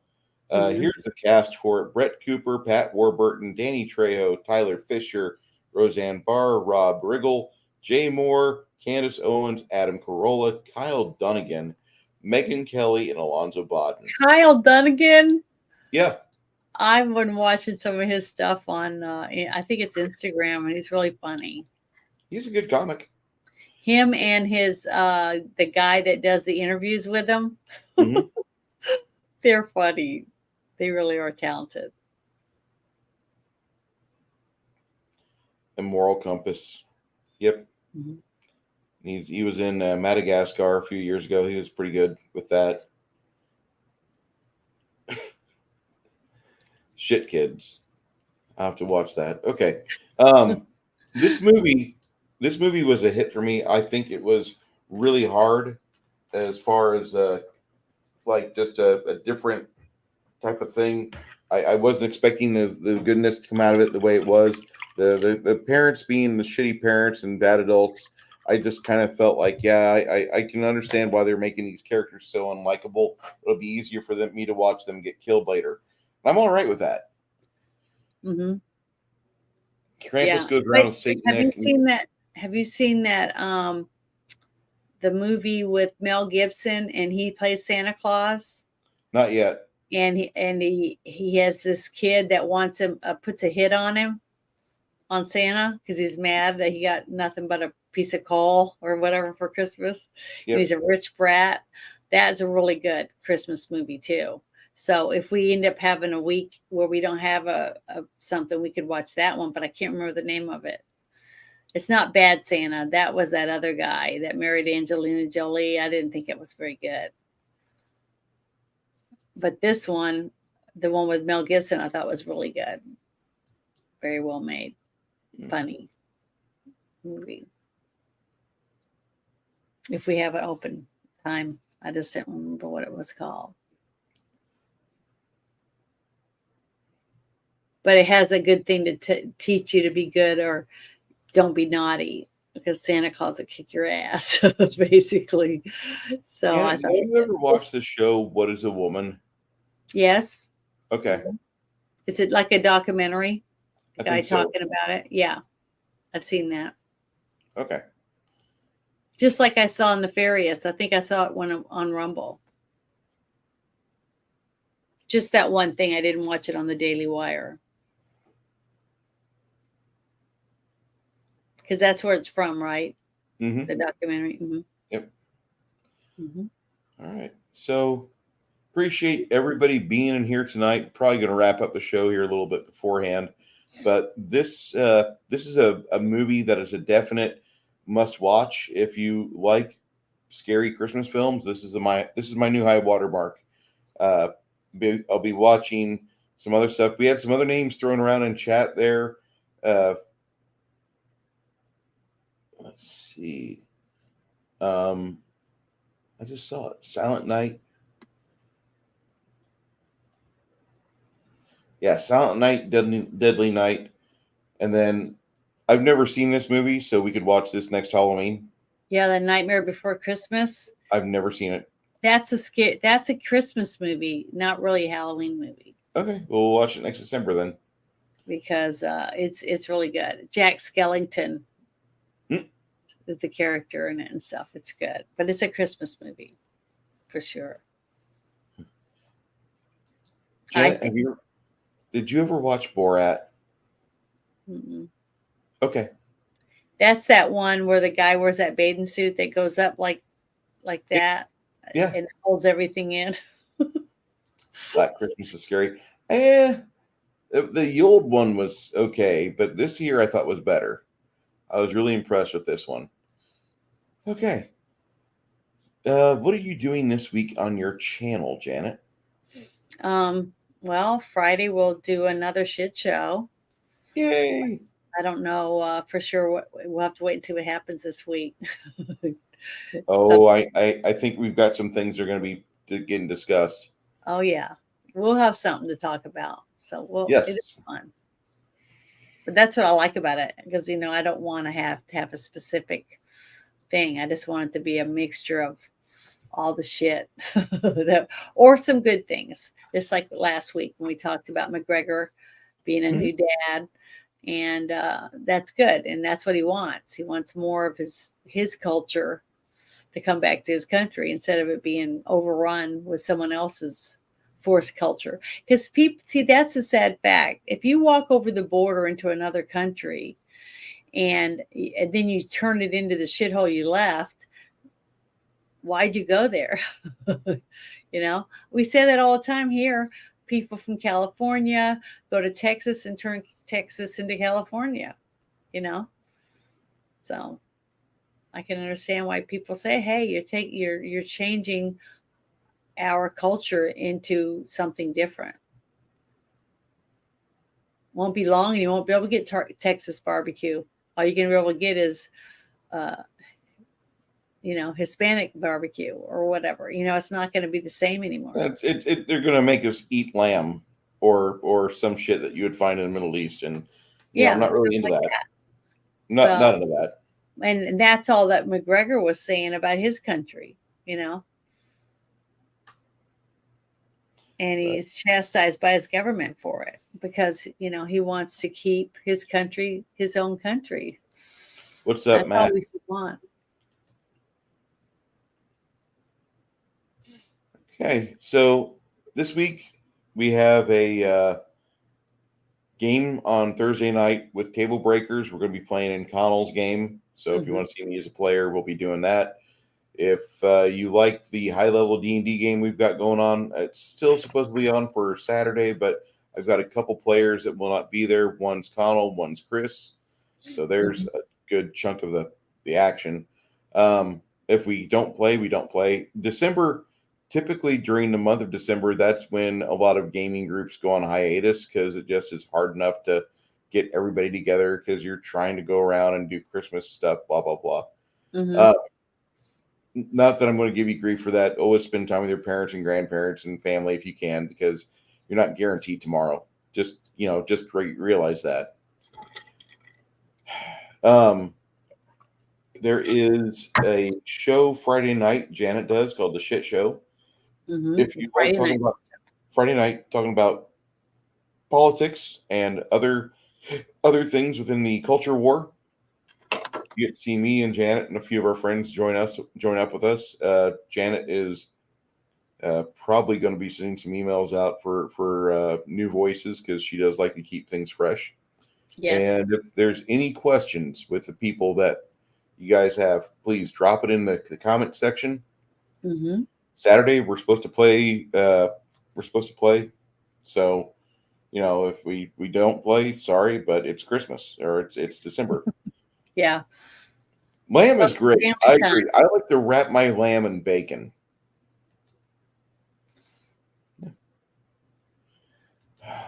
Okay. I apologize, Janet. I didn't mean to step over you. What were you getting No, ready to say? I don't. I was just saying that we should all want to spend as much time as we can with family in the month of December, even if it's not on Christmas, because that's what it's Christmas to me always was, is family, focusing on the good things that you do have, even if it's not perfect, because you have more than someone else. I just got a I just saw something that we could wait to talk about it, but it just happened. So I'm Mm-hmm. going to show it off right now. Okay. Breaking news. Federal appeals court sides with pro-Trump meme maker Douglas Mackey, and they drop a 7-month prison sentence for online joke. This Yeah, the happened. one about Hillary Clinton. Yep, Texas number about Hillary. Yeah, Yeah. What state was he in when this happened? I don't remember. Maybe it'll say here he was facing a maximum 10 years for speech crimes in prison. He was indicted in January by the feds, and he was just spreading election disinformation to Hillary Clinton voters in 2016. So he was found guilty, and he's sentenced to 7 months in prison for a posting an online joke in October. Marxists Mm-hmm. have no sense of humor. He was indicted and convicted on Friday for posting jokes online. So this is what he posted back in 2016. Avoid the line, vote from home, text Hillary. This 7 months in prison. Okay. See, that's what I was telling you about. I think it was that whole thing about being able to arrest you for things that you say online. Mhm. All the bickering and fighting that you see amongst people. And if you're on the wrong political side, you can go to jail for it now. Isn't that's against the freedom of speech? That's I, against I love this. Democrat activist Christina Wong made the exact same meme online on Election Day in 2016. She even wore a MAGA hat and included Trump signs in the post. Skip the poll lines. Election 2016 and texting your vote. Text votes are legit, or vote tomorrow or on Super Wednesday. And so this was written about in 2021. Her tweet's still live 7 years later, never been charged by corrupt two-tiered justice system. And Monday, tonight, at 6:20 p.m., supposedly the federal judge stayed his 7-month prison sentence. And so he posted news on Twitter X. He wrote this on today's decision. Second Circuit of Appeals just overruled the D.C. in granting our motion for bond pending appeal. It's huge because it means that the appeals court decided that my appeal presents substantial and debatable issues of law. If resolved in my favor, will result in my conviction being vacated.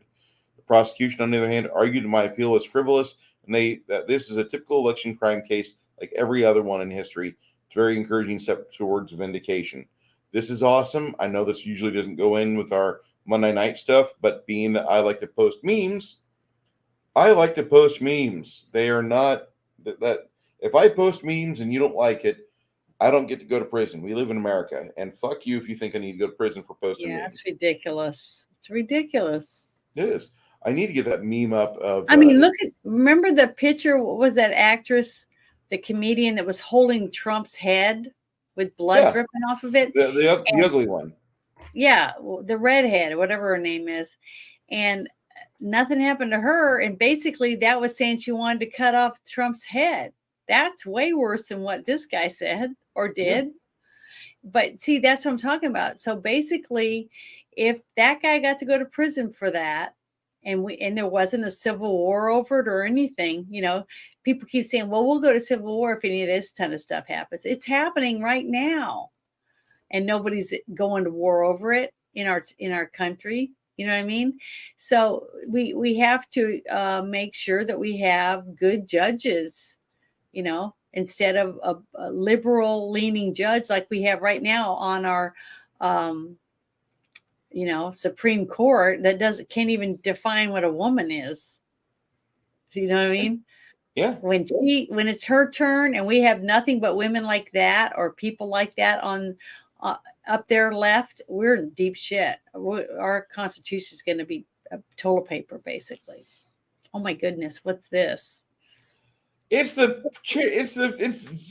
Jinping. Look at him. He wants to be led around like a little doggy and spanked. Are you sure that's him or is it CGI? I'm pretty certain this is him. All the artifacts in these photos look pretty accurate for the crappy Chinese phones I expect. Okay, This is great. And look at the woman in the back holding her hand over her Yeah, face. Xi Jinping took to the streets to demonstrate his pride. No. I'm sure he appreciates it if Hong Kong internet explodes with a picture of a lookalike in fetish gear. Oh wow! So it is a lookalike. Okay, Yeah, my bad.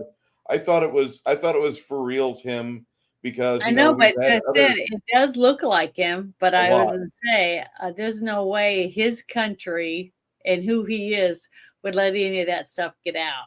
When I first started showing this off about 3-4 years ago, the meme was, "I'm sure Xi Jinping will not mind if I post this to the internet. Make sure you hit this all over your social media."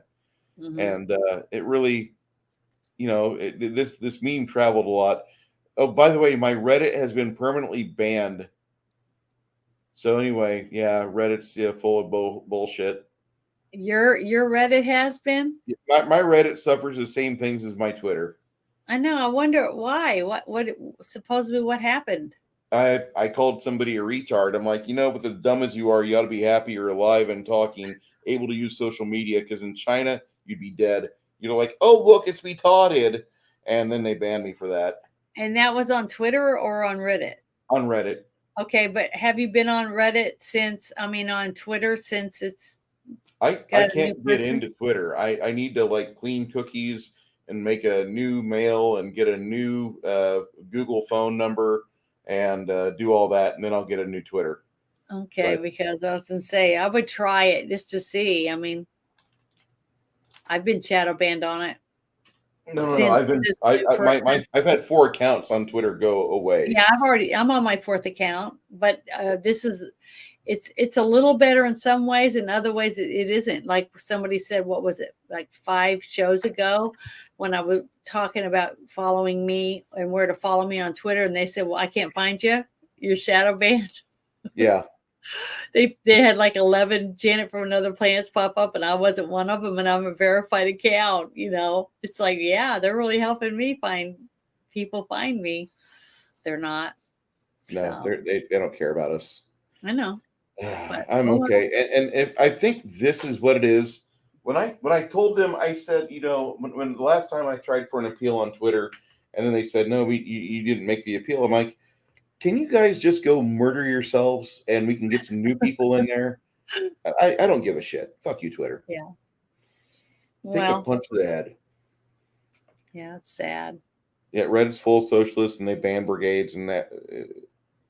There's some really good memes and shit posts there. That's why I have it still rigged up to go to my account for Reddit so I can still surf for angry cops memes. I love that guy.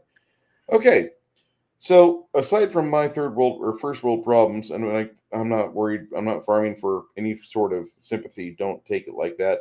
Aside from those wonderful things, you can find me on Gab or on Minds if you look for Your Buddy 75. I just am never there because I don't go on social media much, and you can find me here on the YouTubes or occasionally on Rumble because I do like Rumble quite a bit.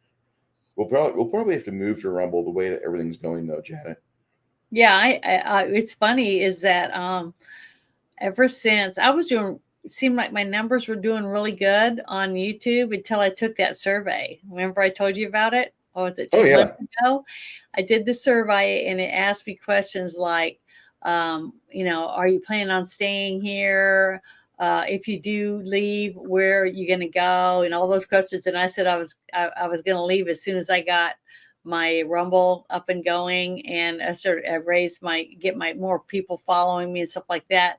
I'm just biding my time until then, because I think that some of the and there was the little areas you could put notes in there. And I said some of these things about not being able to call a person that rapes children a pedophile is disgraceful in the country that I live in, that kind of stuff. So I know they can't stand me, but I don't really care. As you could tell from all my shows, I'm like, I don't care. I'm not monetized. I mean, what's it going to hurt me? Oh, well, no one's going to see this video, but I'm still making it because I want to. So it's like, oh, well. So I don't care. I mean, they're just hurting themselves because of what they did to Parler, YouTube, Amazon. I'm trying to think of the other people, Twitter, and Google. They got rid of their competition because they were going up, up, up, up, up, and people were going on about how fun it was, and I loved it. I loved Parler. Now I don't use it anymore because after that, and they said they had to do all these rules and stuff and make changes. I deleted it. I don't use it anymore. But the thing is, it was good until it was a threat to these other groups, which think they're better than everything. But now Twitter has been bought out, which is slowly changing it. And you saw the interview with Elon, right? Mm-hmm. When they were asking about the ads, and he said, "Fuck them." Remember? Yeah. So hey, so maybe there's hope yet. There's still hope. That we will see a change in how we're treated on social media, just because we're different. Just like this gentleman, you just showed us that he's not going to go to prison because he made an angry meme.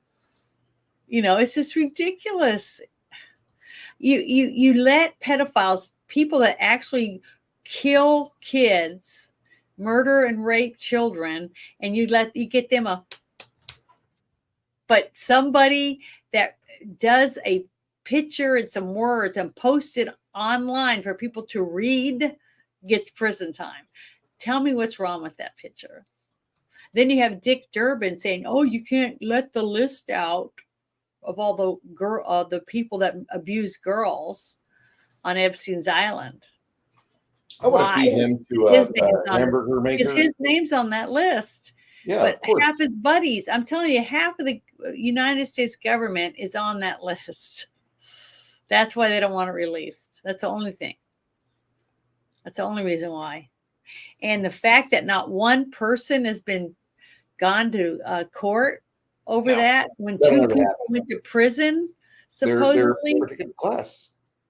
They're a particular class, Janet. Don't you understand? We got to get these people. Somebody knows who these people are. We've got to expose them. And I think one of them sits on the Supreme Court.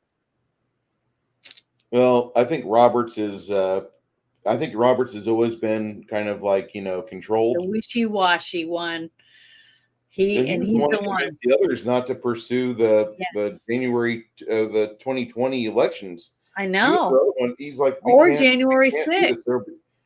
He's compromised. I'm telling you, Roberts is the reason why. I really believe it. And I'm saying it publicly because I believe that. I don't have any evidence, but except for a couple things that I heard when the whole thing came out with the Epstein stuff and the flight logs and stuff, that Roberts went to the island a few times.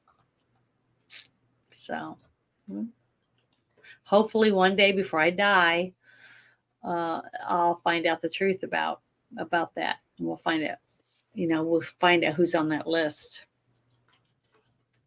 I really want us to, I think we have the right to know it. Here's before we go, I'll just show you guys where I'm having problems with Adam Scott. Here's Adam Scott. He's in the show Severance. Uh-huh. Ashton Kutcher is like a dead ringer for Adam Scott, in my opinion. He's probably not, but I think Ashton Kutcher and him look way too much alike. Yeah, they resemble. They could be brothers or something. Yeah. I don't know. That picture you just showed right there on the left, it looks like his picture of him on Saturday Night Live or something. Yeah, that looks like a MySpace photo. Yeah, or it's very lame. The show got lamer and lamer and lamer the longer it was on air, because it just got to where it was just so woke that I couldn't stand to even listen to it anymore. Yeah, I don't watch it anymore. Was he Monkey Boy on there? I have no idea. There was this one character that plays Monkey Boy on Saturday Night Live, and it looked a little bit like him. That might be one reason why I had a hard time liking him. on the movie. I'm not saying he's not a good actor, but I just had a hard time picture him in this movie. But I still gave a good score because I was trying not to be, I try not to judge it because I don't like someone, you know what I mean? Mm-hmm. Their personal thing. And I think I was able to get past that because once I realized it was a nightmare from a child, and it was from the child's point of view after the moment he went up to his room and threw that out the window, that after that is when the nightmare started because he fell asleep, even though they didn't show it. But to me, that's what happened, where it's made sense that he fell asleep in that moment, up in his room crying on his bed because Santa Claus doesn't exist, that type of thing. So I think that's, to me, that makes sense and why the movie was the way it was, because it was from a child's point of view and a nightmare. Yeah. So I think it worked that way. But This Michael Dougherty, some of his previous writing credits, before we take off, if you want to see some of his better work, it was probably his first work. He worked on X2. Then he did Trick or Treat Father's Day. Then he did Krampus. Then he kind of bombed with X-Men Apocalypse. mm-hmm. He did the screenplay and story for Godzilla King of Monsters and the story for Godzilla vs. Kong. And the most recent thing he did was The Son Becomes a Father.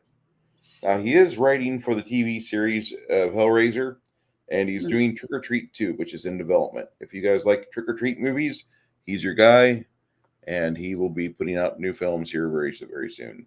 Travis, have a great now. God bless you, buddy. Everybody in the chat, thank you for being. Oh, go ahead, Janet. Yeah. Sorry, I was going to say, so he likes scary stuff. He likes to make scary movies. Yeah, because it sounds like everything he's thinking about and what he's done is almost all scary to some degree. Yeah, Branson is RPG Grandma brings up Richard Branson, and that guy's just all sorts of sketchy, very suspect. Oh, that reminds me of something. So I want to look really quick at something. I'm going to see if I can show it to you because you don't have Twitter.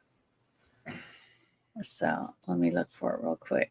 And once I find it, then you can just keep talking like what you were doing. I'll stop trying to interrupt. Well, I was actually wrapping up so we could end stream, but go ahead and what are we Let me see if I can find it real quick, and then you can share. Here it is.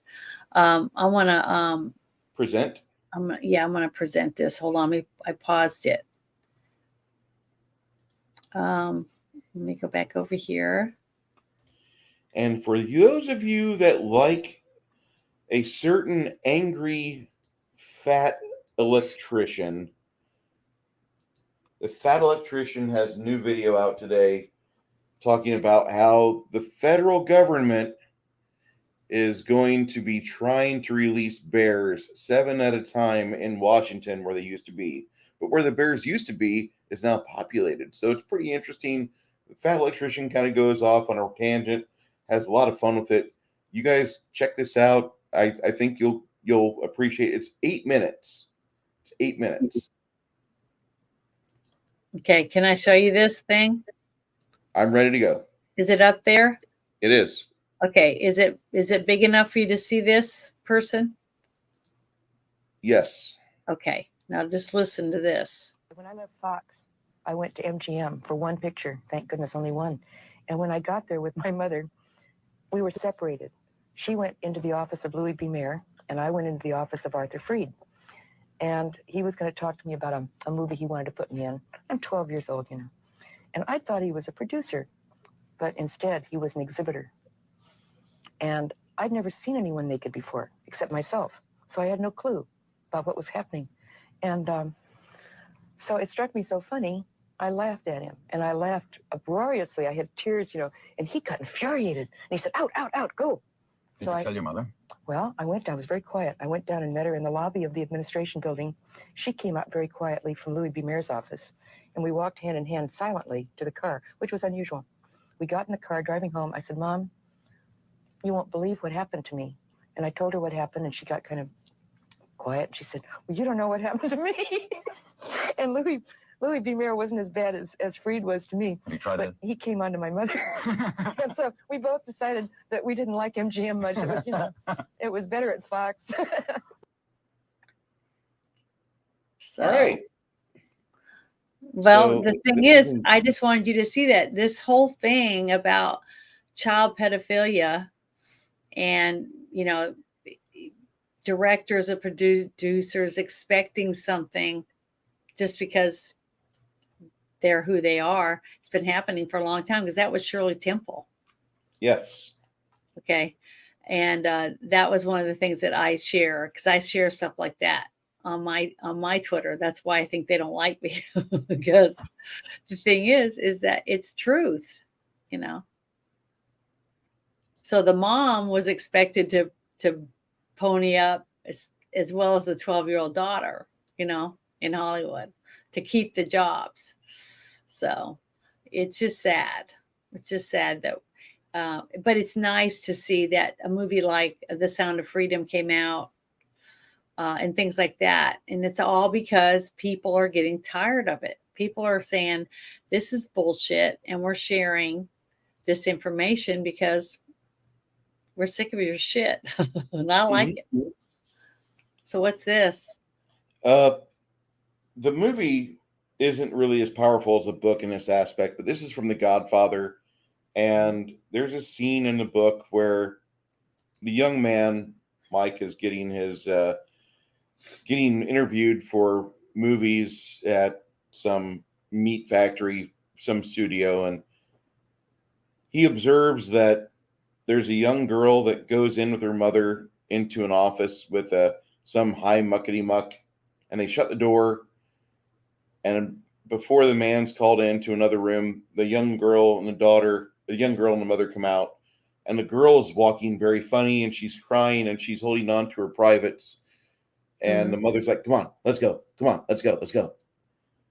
And the director is tucking his shirt into his pants and gives Mike this like look, the look. Men know that look that's exchanged between pieces of shit and you. Whenever you catch somebody doing something, they're like, if you talk about this, I'm gonna fucking ruin you. Well, anyway, this happens in the book, and so the movie does a fairly okay job, but they don't really show you all the stuff that goes on before the scene where the director wakes up in his nice little bed, and he's next to, oh no, what's that smell? What's wrong here? There's something that's not normal. And this director wakes up and his prized horse. Yeah, his race horse. Yep. I love it.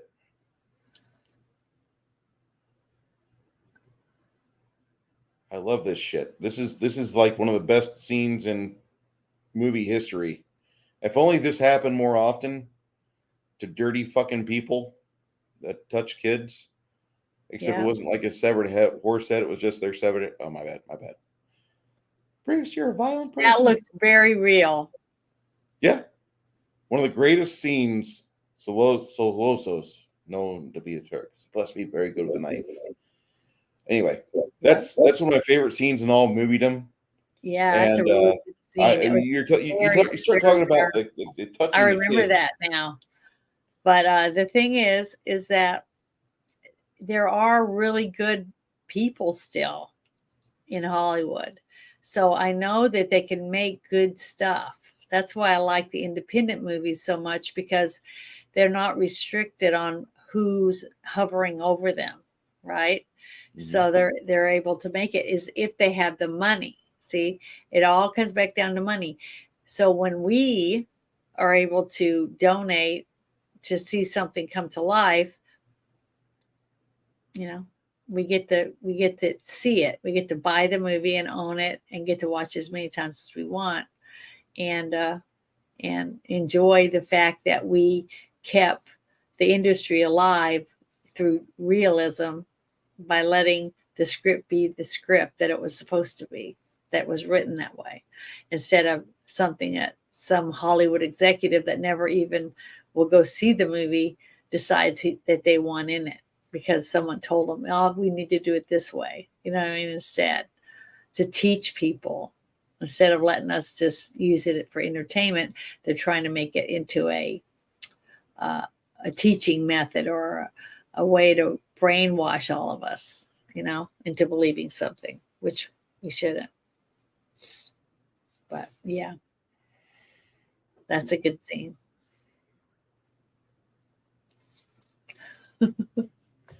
Well, you guys have given us 2 hours of your time, and I myself, Janet, both of us feel very pleasured. Not of the, Thankful. we're appreciative of the fact that you guys would elect to spend your valuable commodity, but you'll never get back your time with us. And while we might say things that might confuse or confound or upset people sometimes, I think most of us agree that it'd just be a better world if we all got along with each other and we treated kids with a little bit of respect and a little bit of reverence and a lot of the, don't spare the rod bullshit. If the kid's being bad, beat his ass. And I think America needs to get back to having bullies again, because bullies is how we had a very, very effective superpower of a nation.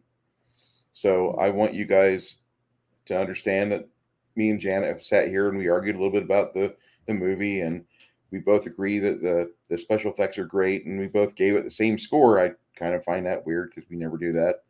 But I think this is a landmark movie for me for the fact that I've never seen a Christmas horror film so good. And maybe there's better out there. I haven't checked all of them out. I've seen like 7 or 8, but we're going to watch another one towards the end of the month. It's not a new one. It's an older one.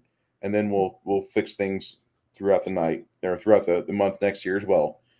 For each and every one of you out there, we want you to have a productive week. We want you to be, let me rephrase that. For each and every one of you out there that doesn't try to get onto a panel and share porn on YouTube, for those of you that don't want to do that, we want you to have a productive week. We want you to go out and provide for your family, or at least take some knowledge home that you didn't have before.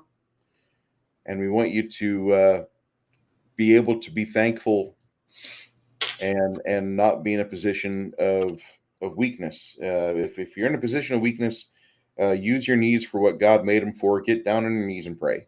That's the best advice I'll ever give you. And I'm not really good with advice, but I do want you to get better, and I do want you to improve. And if you can help your friends out, help your friends out. You don't have to. Next week we are watching Lady Ballers in Discord, and then we'll talk about it on Monday night. So swing by our Discord on Sunday evening. And nobody's seen it, so it's a good movie for everybody to watch for the first time because it's brand new. So a lot of people are starting to watch it now. I'm starting to see a lot of people discuss it. I haven't seen anybody talk about it yet, and I don't want to. I know. Mm-hmm. You can, but I don't. I'd rather just get to watch it and be. I want to watch it first, and that's why I'm not going to Comics' channel this week. Yeah, because I know they're going to talk about it. Yeah, pop on in here, get friendly with the folks. Janet, thank you for another successful night. Thank you. It was fun, and it was a good movie. It really was, and I was, it took me the movie though to realize that some of the things that I saw and thought were flaws in the movie really weren't. See, and that's what I'm saying. So I like that. Appreciate you guys. Be well. Yeah, good night, everyone. Thank you for hanging out.